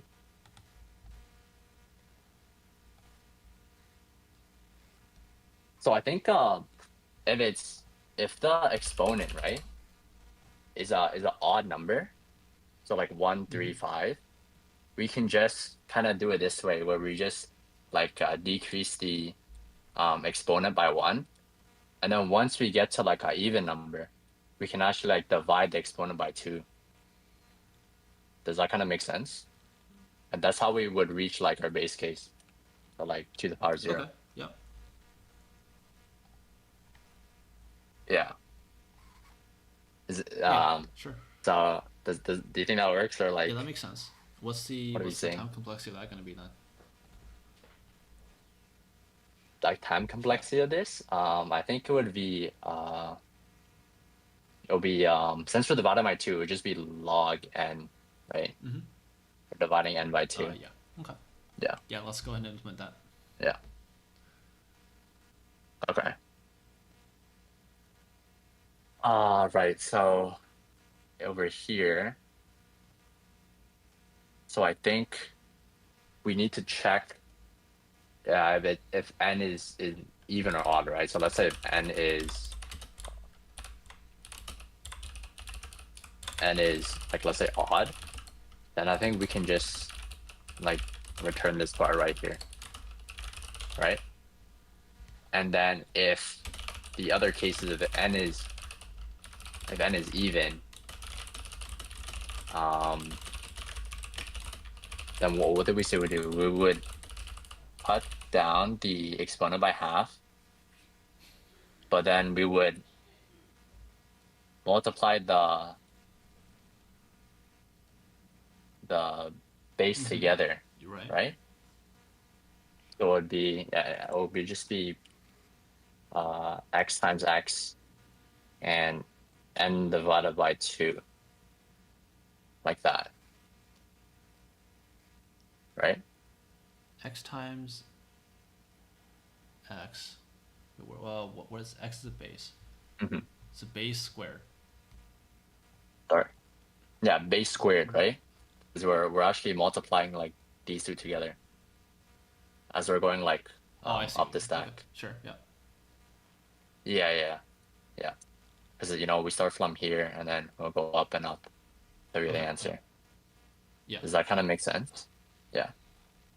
Yeah. So once again, like space time complexity would be log n, because we're dividing n by 2, and then equivalently, the space complexity is also bounded by the stack, which is log n. What's the yeah? Is there a consideration for another? Yeah. So I agree that in general it's gonna be log n. However, is it still the case when there are, for example, there's a path of dividing by 2 and subtracting 1 where it traverses through many odd numbers? In that case, would it still be considered log n? I think so let's say we start off with like an odd number, right? Once we like -1 to make it even, it'll be all the way even, like the whole way, right? Because even divided by even is even, right? Not necessarily. So I think at most, even 6 divided by 2 is 3. yeah. Oh, 6 divided by 2 is 3. Okay, right. Let's see. Right, so 6 divided by, so let's say 12. 12 divided by 2 is 6. 6 divided by 2 is 3. And then once we get to odd, well, -1, so it's 2. So I guess, like worst case, I think it would be like at most half, right? Like half those iterations would have like odd powers. At most half. Yeah. Okay. Yeah. And so therefore. So therefore, I think, like space would still be bounded by like the subtracting one. So it'll still be like n, I guess. Okay. So the space, so the big O complexity then. It'll be like on, yeah. If the and the reason, and you're saying that's on is, and you're saying that's on because it's bounded by the subtraction. If that's correlated with the height of the tree, would the time complexity still be the same, or would that also be on? Well, like, what's the difference between the time and space complexity in this case? Is the other question. You're right. I think it should be like bounded by the time, or like the time and the space should be. I think it should be the same. In that case. Because it's bounded by the height of the tree, right? Right. Yeah. In that case, would it be So which one is it then? Is it log n or n? Is a question. Yeah, I know. I'm trying to think. I feel like gut feeling, I'll say is log n. I feel like it's log n, because I think like dividing by 2, just kind of like powers over -1 in terms of like the height of the tree. In terms of like I guess like a mathematical proof or explanation, I'm kind of unfamiliar with that, so I don't think I can come up with like a mathematical proof or something. Fine. Okay. Yeah. Okay. Yeah, that's fine. That sounds good. Yeah. We went through this problem pretty quick. I do want to say that. Go ahead. Sorry. Yeah. Yeah, I do want to say that. Like I know the constraints of like what x and n could be like we didn't really like define it. So I think there are cases where like if we try to like, let's say like, and in this case is like the minimum integer in the 32-bit range, and we try to like multiply by -1, it might like overflow or something like that. So I think like, based on like what we define the constraints are, we can probably, there's probably like some edge cases with like overflow and That's stuff. True. I avoided that by just saying that the output fits in the solution, and if the output fits the solution, then you cannot under overflow. But yeah, it is true. I think in the Right. regular Leetcode problem as well, I don't think they have any edge cases like that, because I think x only goes from negative like 10 to positive 10 or something stupid. But Mhm. okay, but that's not the focus of this problem specifically. Okay, Right. we went through the base problem pretty quickly. There is and usually they won't give you an option here, but because this is a mock, I want to give you the option. Would you prefer to do the super math focused optimization, which I don't really recommend, but is something I've seen in the past where really evil interviewers want to check your bit math? Or would you rather do a separate problem, which is going to be more interesting, but is not related to this? I would prefer a different one Okay. because I feel like I really don't know, like I don't think my math Okay, is like yeah, that yeah. strong. Okay, yeah, let's move on. Yeah. But in terms of like the way I explain this problem, well, like what do you think about it? Because I feel like there's like areas where I feel like I didn't really get the point through. Let's go through that feedback So I at kind the of want end, to see like and I'll talk about both. How does Okay. that sound? Okay, great. Okay, sure. Okay, so Sure, let's just go that's to the fine. bottom here and let's just continue. So don't delete anything above. So we just continue here. Okay. All right. So Okay. the second problem here, I'm going to Yeah. give you. Let me just quickly think about what's going on here. What is this? This one. Okay, great. Yeah. So this is going to be about navigating through a grid. Okay. So we're given it m by n grid. That's m by n. Okay. And it's going to be filled with integers, positive. Okay. And our goal, and we're start on the top left coordinate, and we want to go to the bottom right coordinate. Okay, and we want to make this traversal. And traversal in this case only means up and down, so you cannot go diagonal. Okay. Okay, go Yeah, up and down. up. So, sorry. Right, down. right, and Okay. Bottom. Sorry, I got that orientation. It's right. Yeah, right. So right and and down. Yeah, right and down. So Right. you can't go up Okay. or left. Yeah. Okay.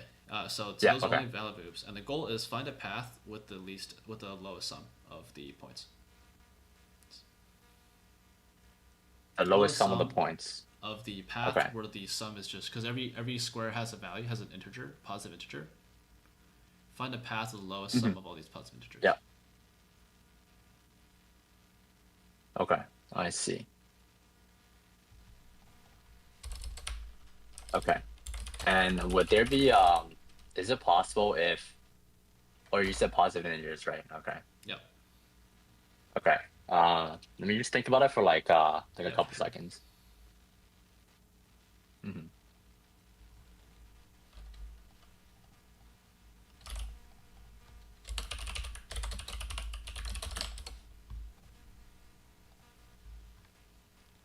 Okay. I think that well, the brute force way to solve this problem is to literally compute like all the possible paths, and then just choose the one with the lowest sum, right? Because you said we want to minimize the sum. Minimize sum. Yeah. So I guess we could do something again. I think we can do it like recursively, where we start from the top left, and then we go all the way to the bottom right, and then compute that sum, and then we take like the min between either going going down or right. Yeah, we could do recursively. Yep.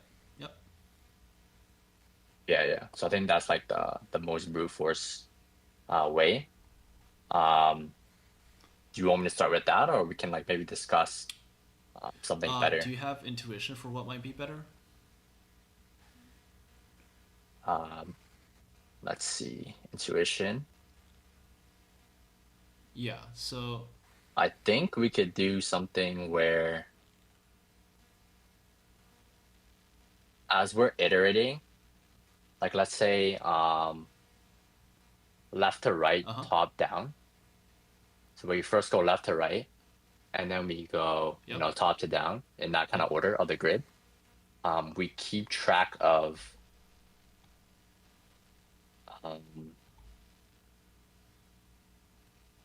we kind of keep track of like the maximum or the minimum values between like I guess in reverse, up and left, something like that. you try the minimum. Does that kind of make sense? You Or? try the which value? So as we're like iterating over the grid, like from left to right, top down, we can use the values that's above it and to the left to kind of compute the minimum between those. Yeah. That's kind of like a very basic high level intuition. That's a good intuition. Let's do you try to think? implement that. Let's try to implement that. Yeah. Implement that. Okay. Yeah. So I think maybe we should probably start off with like an example. Not a bad idea. So let's just say I have our grid here. So let's say to keep it simple, I'm just gonna have, let's make this like 2 by 3. We'll change these numbers later. I'm gonna set it up. So we're starting from here. From here. I'm going to the bottom left. Or bottom right. So I think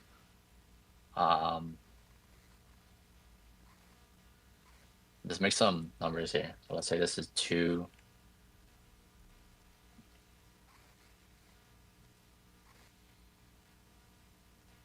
Let's add some zeros. So something like that. Yeah, sure. Let's just say. Yeah. So as I mentioned before,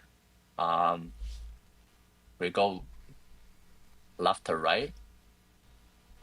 Or I guess it's a more intuitive to start from the bottom because that's where we're trying to reach, right? You can go. So we can be like, okay. Way. When you said that you're tracking the minimum, right? The minimum path from top left to bottom right is the minimum path from bottom right to top left. So it doesn't actually matter. So it's up to you how we want to think about it. Yeah. Okay. So let's start from like the bottom right here, right? So we can go either left or up essentially in reverse. So we can be like, okay, at this point, the minimum at this point is just 1, right? Yep. And then if we go, I guess in this case we're gonna go right to left, down up. So at this point, the minimum would just be this 1 plus the current one right here, right? Mm-hmm. Yeah. Yep. And then once we go here, the minimum would just be but we have to add this, like everything from this point on. So that would be kind of like 2. So it should be like 2. And then, this would also be 2. And then from this point, it would be 3, right? Yeah. So maybe I'm gonna have like another grid just to kind of like show you like the updated values. So once again, this is 2, 2, 2, and we're right here. The minimum value is the current one, so this would be 3. And then once we get to this point, this is where we decide, do we want to go like right or left, right? So it will be like the minimum between like the current value. So I guess this is kind of like dynamic programming. So DP at like, let's say IJ and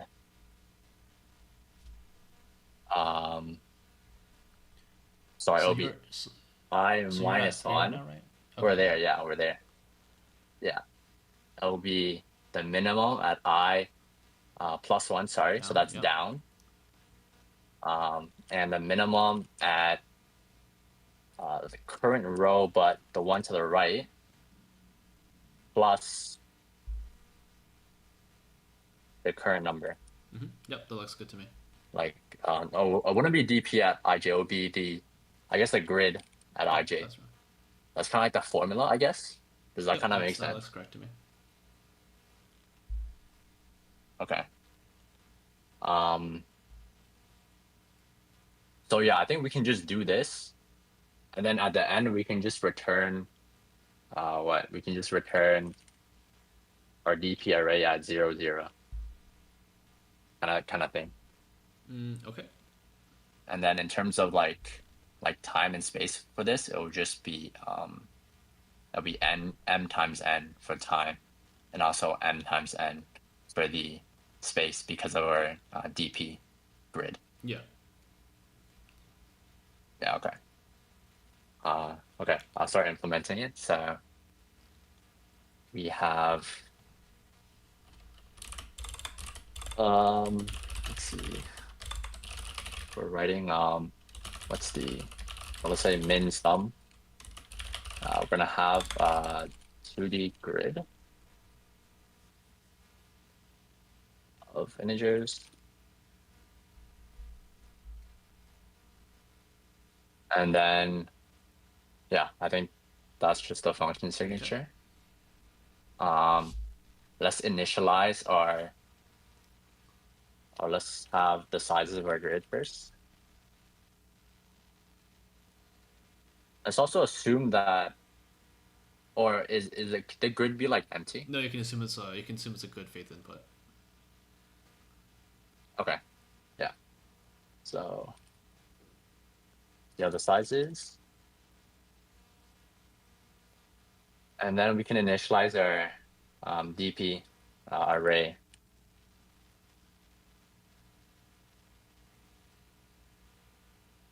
This would be two-dimensional, so it would be m plus n or m plus 1.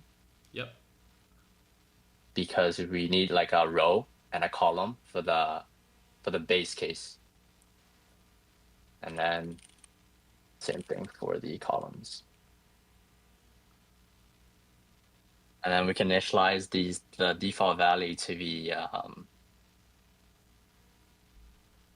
I guess like a really big number. Like let's say like in max or something. I mean, in your method, you'll overwrite every value of DP anyways. Yeah, I So will the value of overwrite the it. DP Yeah, itself that's doesn't true. matter, That's but true. That's fine. Yeah, that doesn't matter. Yeah, that's true. That's true. And then I guess for our base cases, well,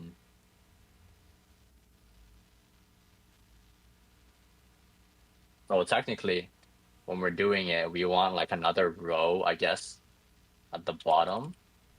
I think it should be. So, well, if this is if we initialize it to like infinity, right? Then if we do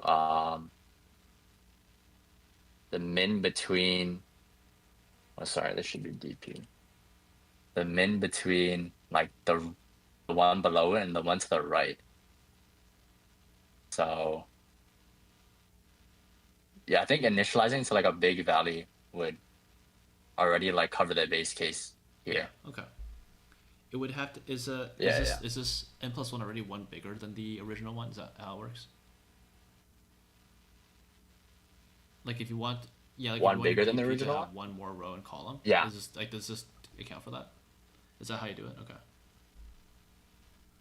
Yeah, that's how we count for it. Because if we do like in this example, it would be what? It would be 4, right? Yeah. So then we would have indices 0, 1, 2, 3. Okay. Yeah. So let's do it this way. So int our row, we want to start at the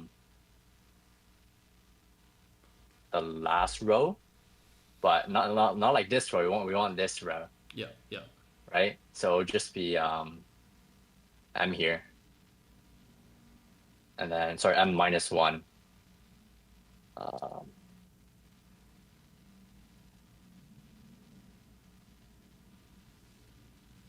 And similarly for the column, we'll start at n. We'll start at n minus 1.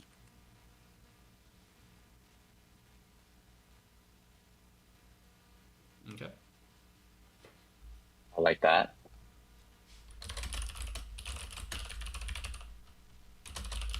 Now let's see here. So EP at the row, the column, is going to be equal to the minimum between our DP array at the row below it.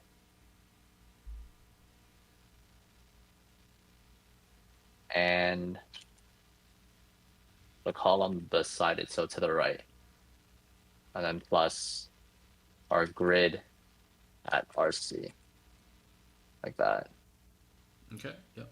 And I think that's about it. And we can return our answer, which is the top left, because we're doing it in reverse. Yeah. Okay. Let's go to the time and space. Yeah. So the time complexity is we're looping over the grid, so just that's n times n. And then for space, we're using like a DP array of size, basically the grid, so that's also m times n. Was there? Yep. So I agree with that. Is there a way? So one thing I wanted to ask is, in this case, I guess it didn't say whether or not you were allowed to overwrite the grid or not. If you were allowed to overwrite the grid, would you have been able to save the space complexity, the extra space? The extra space? Yeah, actually we can, because this formula means we're only looking at the current row and the row before it, right? So that's technically we only need an array. So the current like DP row, and then like our previous DP row. So let's say just to keep things like consistent, we don't want to like change the input grid, right? We can have like, as I said, we initialize two arrays, right? And then I guess at the end of processing like a row, we can just swap like the previous one and the current one, like that. Yeah, that's fine. And what would that bring your time complexity, or space complexity down to? Yeah, it'll bring the space to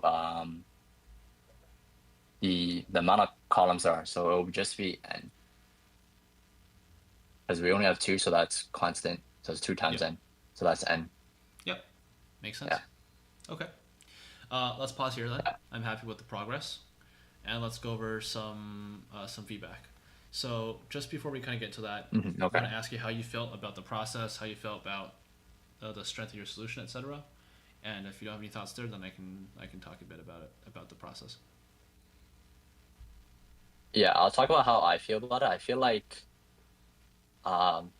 in terms of getting the solution, I think I could do it like in my head, right? But I'm kind of unsure if I'm like explaining it in a way that you might understand, right? Because as I said before, this is my first time mocking, so like all my other practices are just like me alone, right? Doing it like in my head. So I'm not sure that I like communicated it like properly. Okay. So that you can follow along, right? Okay. A couple of things there I think we can get started on then. So first of all, that's sort of like the main thing that people need to practice for mocks, right? It's not necessarily the algorithmic ability, you can do it yourself, right? It's about communicating. So let's get into that. So back to the first problem. Let's talk about that one first. Obviously, I think this is a pretty strong performance for both problems. These are both about, I'd say, easy to medium level, medium questions, like within the medium category, easy to medium, that kind of range. Couple of things first. Good clarification of problems, good intuition for the initial solutions. I will say though is that I think at least for clarifying the problem statements, it's good that you're fast at writing notes and fast at coming to the initial consensus. It definitely helps to write the test cases early on. And the reason I say that is because, well, there's a couple reasons. The first one is because it's like an insurance policy to make sure that you and the interviewer agree on the same outputs, right? So it's always a good thing to do.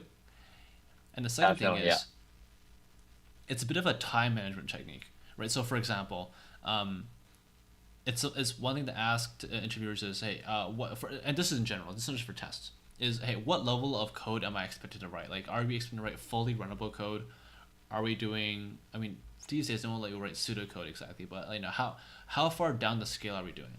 Because, in this case, there was obviously you're familiar with C++, that was proficiency there, I'm not concerned about that. But, for example, if there were things such as a math problem where let's say a GCD was involved, and can we use the built-in? Can we do that? Can we do this? Can we do the prime thing, etc. Right. That just helps establish early on in the interview what level of detail we're going for. So it's good to just kind of clarify that ahead of time.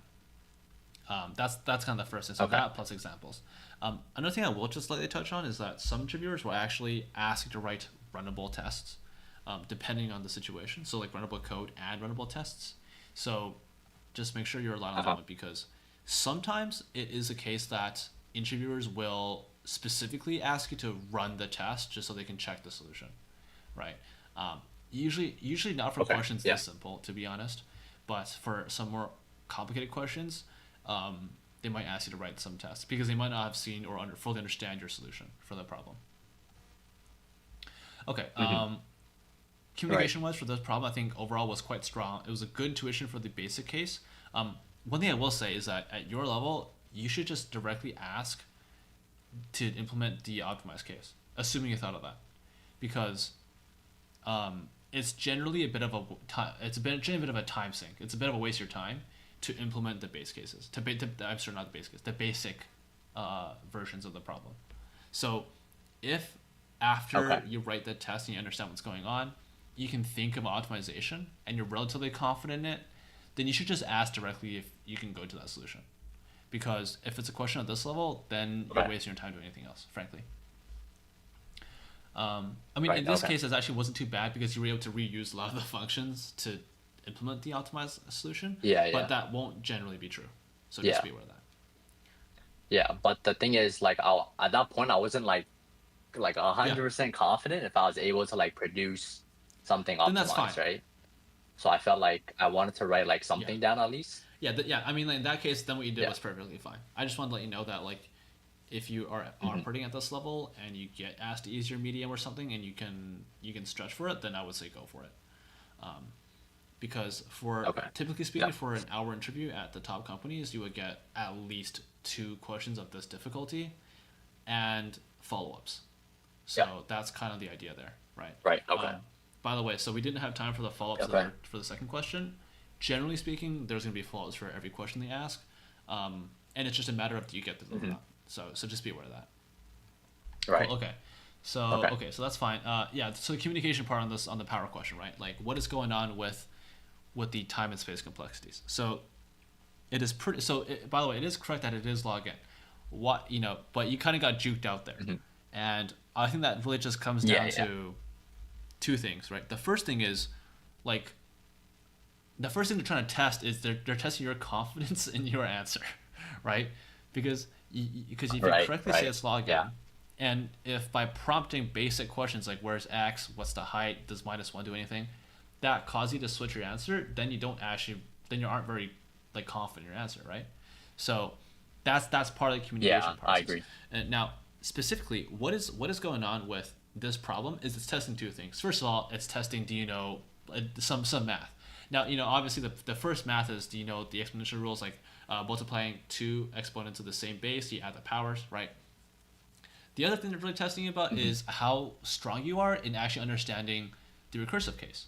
And I'll give you an example of this, okay? So in the original solution that you produced, which is like so roughly here, where is it? Oh, it's gone already. It doesn't matter. So we usually said the space complexity for the original one was O of n, right? And it's very easy to think what that is. It's because you think, the call stack is going to be in long because we have in recursive calls, right? That's true. Yep. Except some languages, not saying C++ does, but some languages have what's called tail recursive optimization. Are you familiar with that? Okay, so go read that later after the fact. Basically, if your the last call in a function is a recursive call, then it uses constant space. And that is because this I'm not sure what kind of CS background you have. It doesn't really matter, but there's a pretty famous lemma a theorem that states that all recursive calls can be implemented iteratively and vice versa, right? And this function, if you think about implementing it iteratively, it's trivial to use fixed memory, right? You literally just loop it, right? Yeah. So it's actually not true to say that, it's linear memory because it has this many things. That's generally true, but that's not always true. So that's a piece of thing which they could have picked you out. right? So just be aware of these kind of things. That Yes. they're Okay. details here, right? Especially for problems that are relatively simple and pure.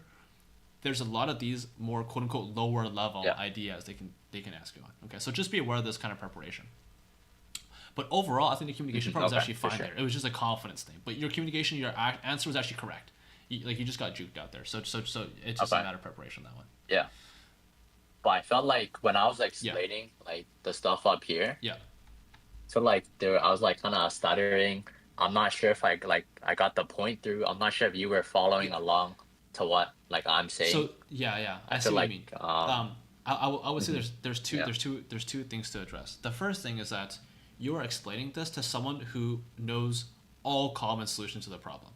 So you're not explaining this to someone who is in Right. first year who doesn't know anything about this kind of stuff, right? So you don't actually need to explain Uh-huh. everything, right? You just need to explain it to a level where the Okay, interviewer okay. has confidence that you understand what's going on, right? So it's not the same standard. That's the first thing.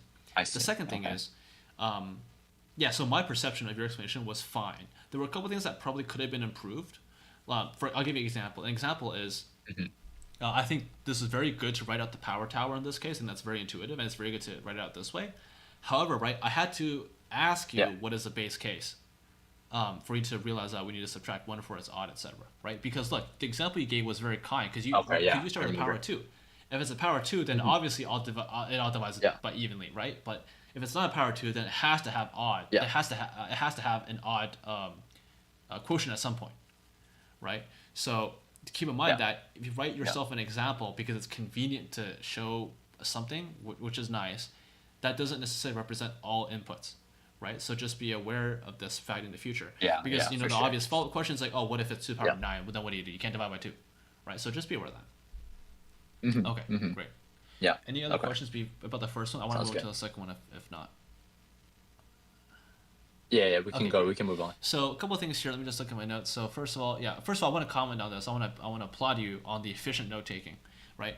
This is actually a quite important skill, which I think you have down quite strong, and keep it up because there's two things I see people get stuck on a lot in terms of wasting time. The first one is asking questions about the problem that were already answered or were already said, right?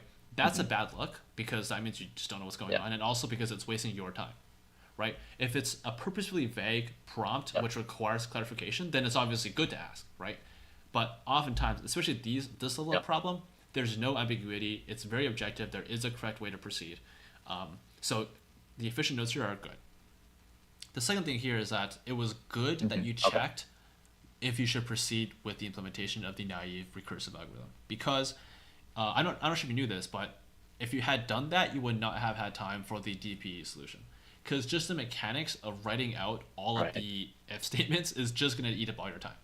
So it was good that you checked because that also Right, allows the yeah. interviewer to essentially say what they think, which is that, oh, I think that you're good enough to just go think of a better solution because I don't think you would have issues finding the recursive solution anyways.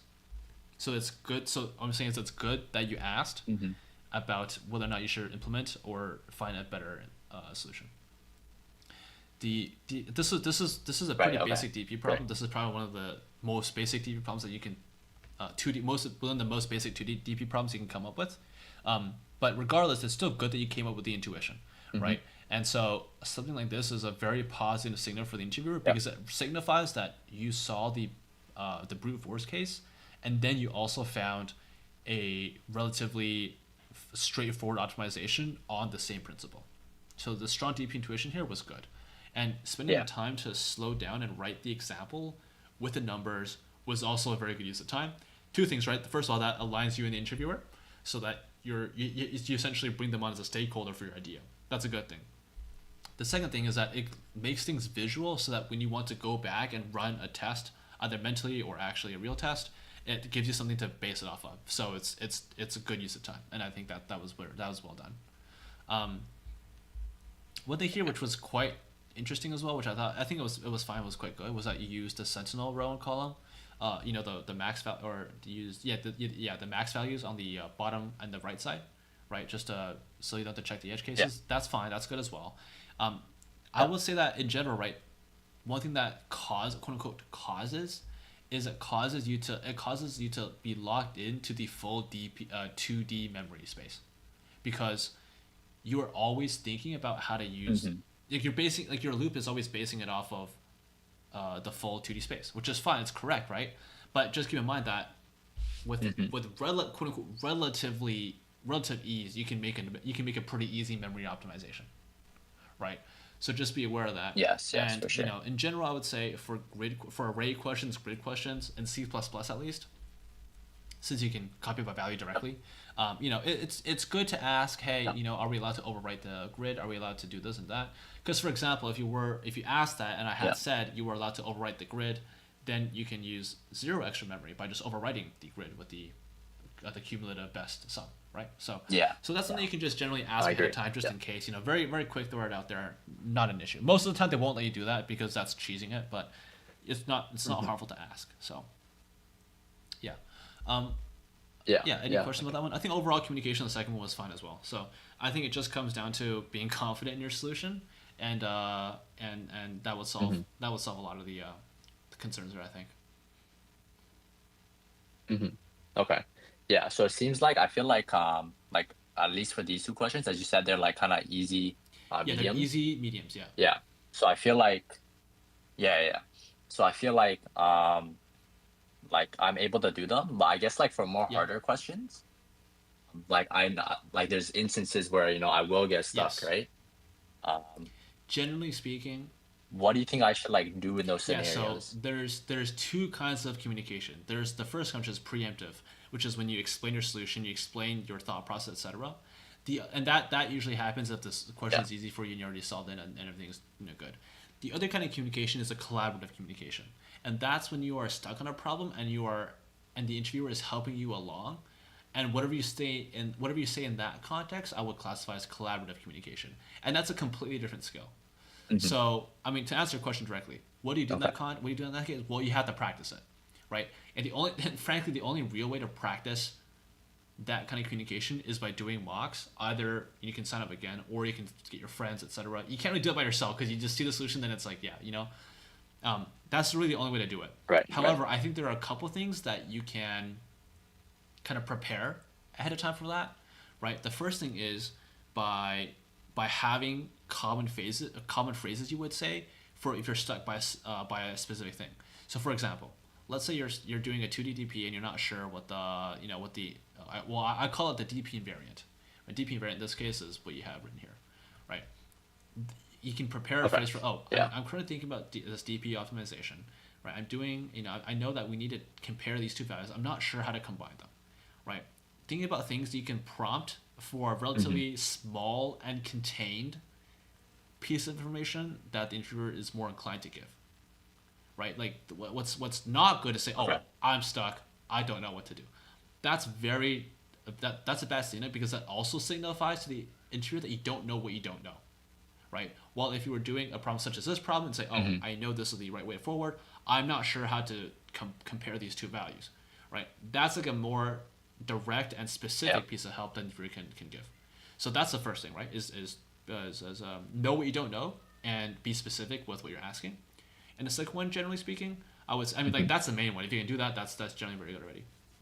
And the second one I would say comes down to taking the time for yourself. So you said earlier that I'll take a few seconds to think about this. It's okay to take more time than that. It's okay to say, okay, look, I'm not sure what my next step will be. I'm gonna take a minute here and just collect my thoughts and just write out some notes for myself. And actually write out notes for yourself and for the interviewer to let them know, here's what I'm thinking, here's the thoughts I have, right? Here's an idea I have, here's what I think it will or won't work. Here's another idea I have, here's idea 1, 2, 3, here's a pros and cons for each, right? I'm not sure how to proceed. Collect some of these paths forward, and then say, okay, look, I've got these 3 ideas, I'm not sure which is the best one to continue with, can you help me decide? Right, so if you don't have something which is specific to move forward on, or specific to ask for help on, create some reasonable questions, such as which way to proceed, to at least signify that you've thought about certain trade-offs and you're not sure which one is a path forward, which is a much more reasonable question to ask than, I'm kind of stuck right now, I don't know what to do, right? So just keep that in mind. Yeah, that kind of makes sense. Yeah. So you would say that like it's actually like in the situations where like I'm stuck, it's okay to like maybe propose like a wrong solution, and then kind of like ask for, Yes. I guess Yeah, transition it's into a always better, possible to say, okay, for example, you could be kind of far down the rabbit hole, but you can say, okay, look, I've gone down this path. Here's my train of thought. I don't think this is gonna work going forward because of this and this and this, right? If I were to back up to this information I yeah, had previously, or this idea I had previously, I think I could make this work by continuing down this different path. What do you think about these two options? Should I continue on my current one or should I switch? Right, that's something which is fairly reasonable, and right, and also keep in mind, right, like from the interviewer's perspective, the goal for the interviewer is not to watch someone fail miserably, right? The goal is to decide should they hire you or not. That's the goal, right? Or should they pass the next round or not, right? Like that's the goal. yeah, And if you're getting stuck on a problem, that's typically not the thing which the interviewer gets the signal out of. They don't make decisions based on watching you get stuck there for 3 minutes, right? Like that's not the skill, right? In fact, if you can demonstrate that you recognize that you're in a dead end and you can back up to a certain point and then potentially have another shot, that's arguably a more positive signal. So if you are stuck or if you think that your solution doesn't work, it's okay to fail fast and just back it up and ask. okay, yeah, for sure, yeah, that makes sense. Okay, cool. Anything else? Yeah, no, I think that's all for today. So yeah, thank you for your time. I appreciate your Awesome. feedback. Okay, well, thank you very much for participating. Take care then. Take care. Good day. Good day. Okay. And that should conclude all the mock interviews for today. Let me see what's going on in chat. One person, I wish I got asked problems this easy. Well, it depends where you interview, right? Most of the time, keep in mind that these interviews, the candidate gets to indicate what level of difficulty they're looking for. So some candidates are a bit newer and they want to be asked easier questions. Some candidates are a bit more experienced, and so they'll be asked to ask difficult problems. There was actually a candidate a couple weeks ago I had which wanted to be tested with a more difficult problem, and you can find that problem on this channel. I think it was the GCD navigation problem. It was a pretty good one. Yeah, but it just depends. What follow-ups would they be asked? What follow-ups do they ask? Oh, are you asking about the first question here? So the power function is pretty interesting, right? There's a naive solution which you iterate through or you recurse linearly through. That's O in time, O in space. And then of course, in the case where what this candidate implemented, they found the first optimization, which was if you had the logarithmic breakdown. So you divide the power by 2 every time. So that's the first follow-up, essentially, is how can you do that? And then there is one more optimization you can make after this one, even, which is how do you use less space? And that one requires some more bit math. So that one's quite annoying, but it technically is a possible follow-up, especially if the role is a lot more low-level focused, a lot more math focused. That would be like a more valid follow-up. For general software, for general infra even, that's not a reasonable follow-up because no one cares about that kind of stuff. So, but that in the problem space, that is a follow-up. For the second question, there's a couple of follow-ups as well. The first one is basically, does your solution still work if there are negative values? Right? Because remember, I let them make the assumption earlier that all the values in the grid are positive. Or I guess in this case, they also said it was 0, but that was a detail. I didn't really care. But the other question is, hey, what if it's negative, right? What if it's negative? What if you can move in 4 directions to 2? So right now you can only go bottom right, right? What if you can go in 4 directions? So in this case, you can go do a loop if you want, right? You can go collect a bunch of negative values if you want. So that's more of a general pathfinding question, and that one's a bit more involved. So yeah, those are some common follow-ups you'll see for these kind of grid navigation questions. Hope that helps. Anyways, I'll be ending the stream here. Thanks for